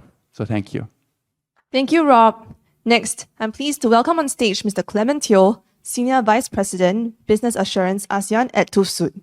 TÜVSÜD partners Stack's ESGpedia, which powers the Greenprint ESG registry via its Sustainability as a Service program. Clement, please.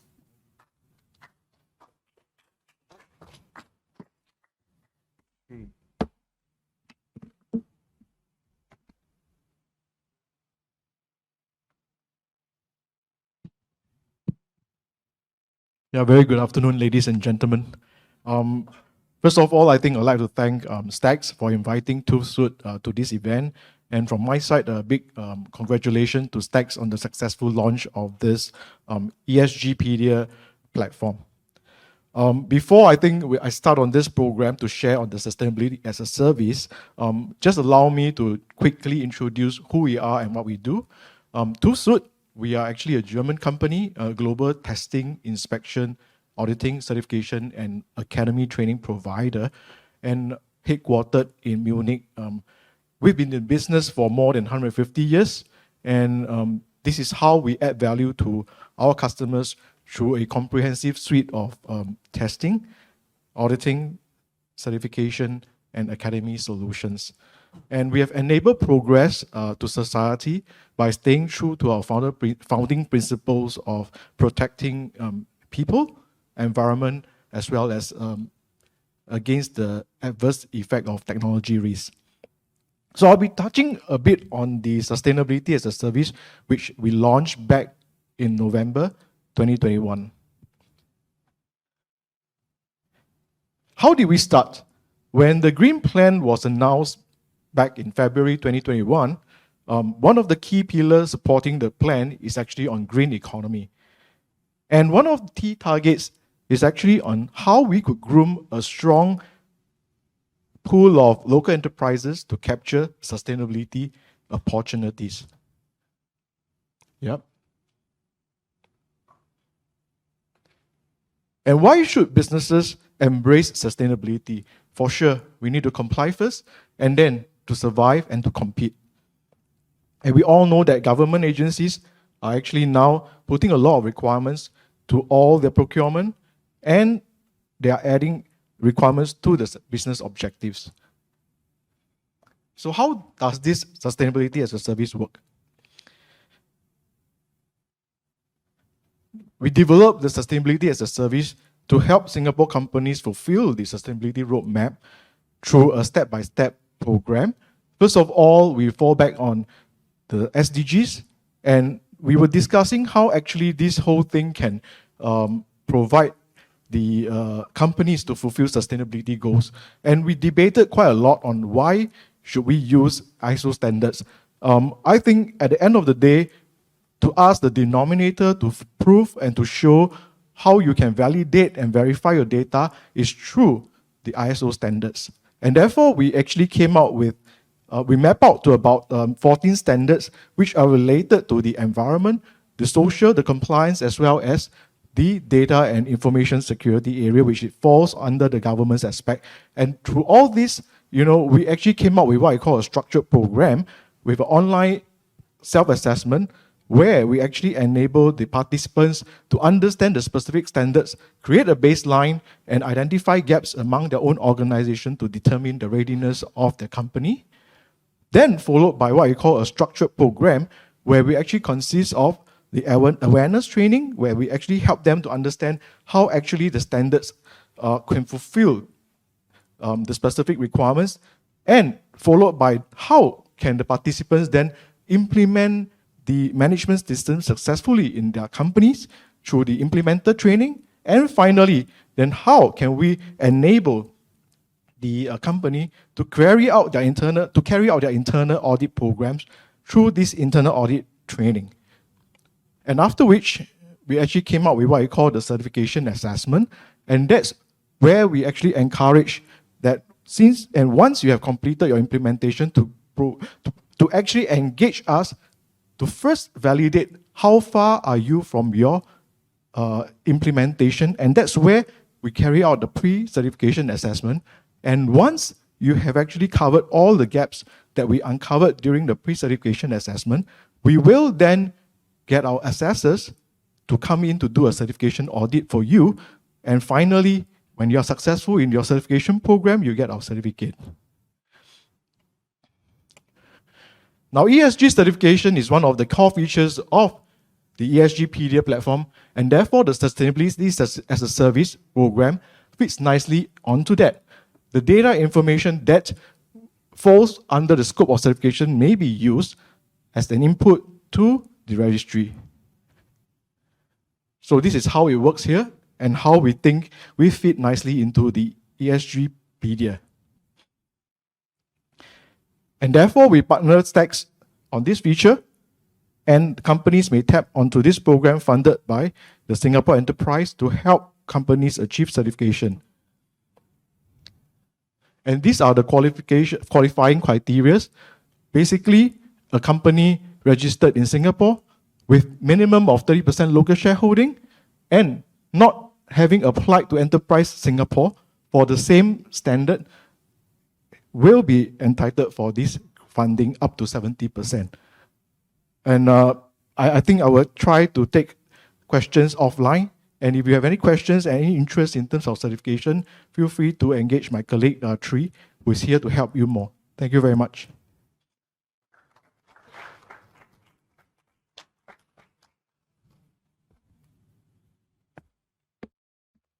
Thanks very much, Clement. Next, I'm pleased to invite on stage Mr. Chong Chia Seng, CEO at Susgrid, to share more on their renewable energy certificates platform. Mr. Chong, please.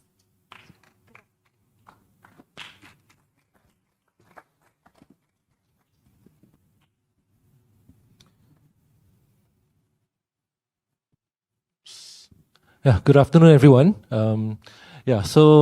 Sustainable Grid is a trading platform for renewable energy certificates. So what are renewable energy certificates? They're actually a market-based instrument that certifies the bearer that owns 1 megawatt hour of electricity generated from a renewable energy resource, for example, solar. So 1 REC is equivalent to 1 megawatt hour.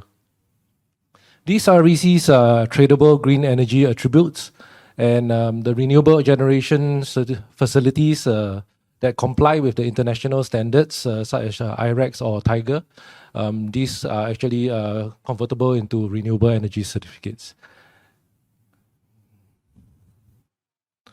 So what we do is we facilitate the monetization of renewable energy certificates. And for generation facilities, usually they are required. They require to sign up with international standards, which is actually quite cumbersome. And trading these RECs are usually done through third-party brokers or trading platforms with little transparency on the pricing. So on our platform, registration is actually much quicker, and you don't have to incur registration and annual fees with normal international standards. So for ease of registration, we have online KYC for our trading account. You onboard your RECs to our platform easily, as well as registration of your generation facilities to our platform. And trading of the RECs, we provide blockchain technology for minting the RECs.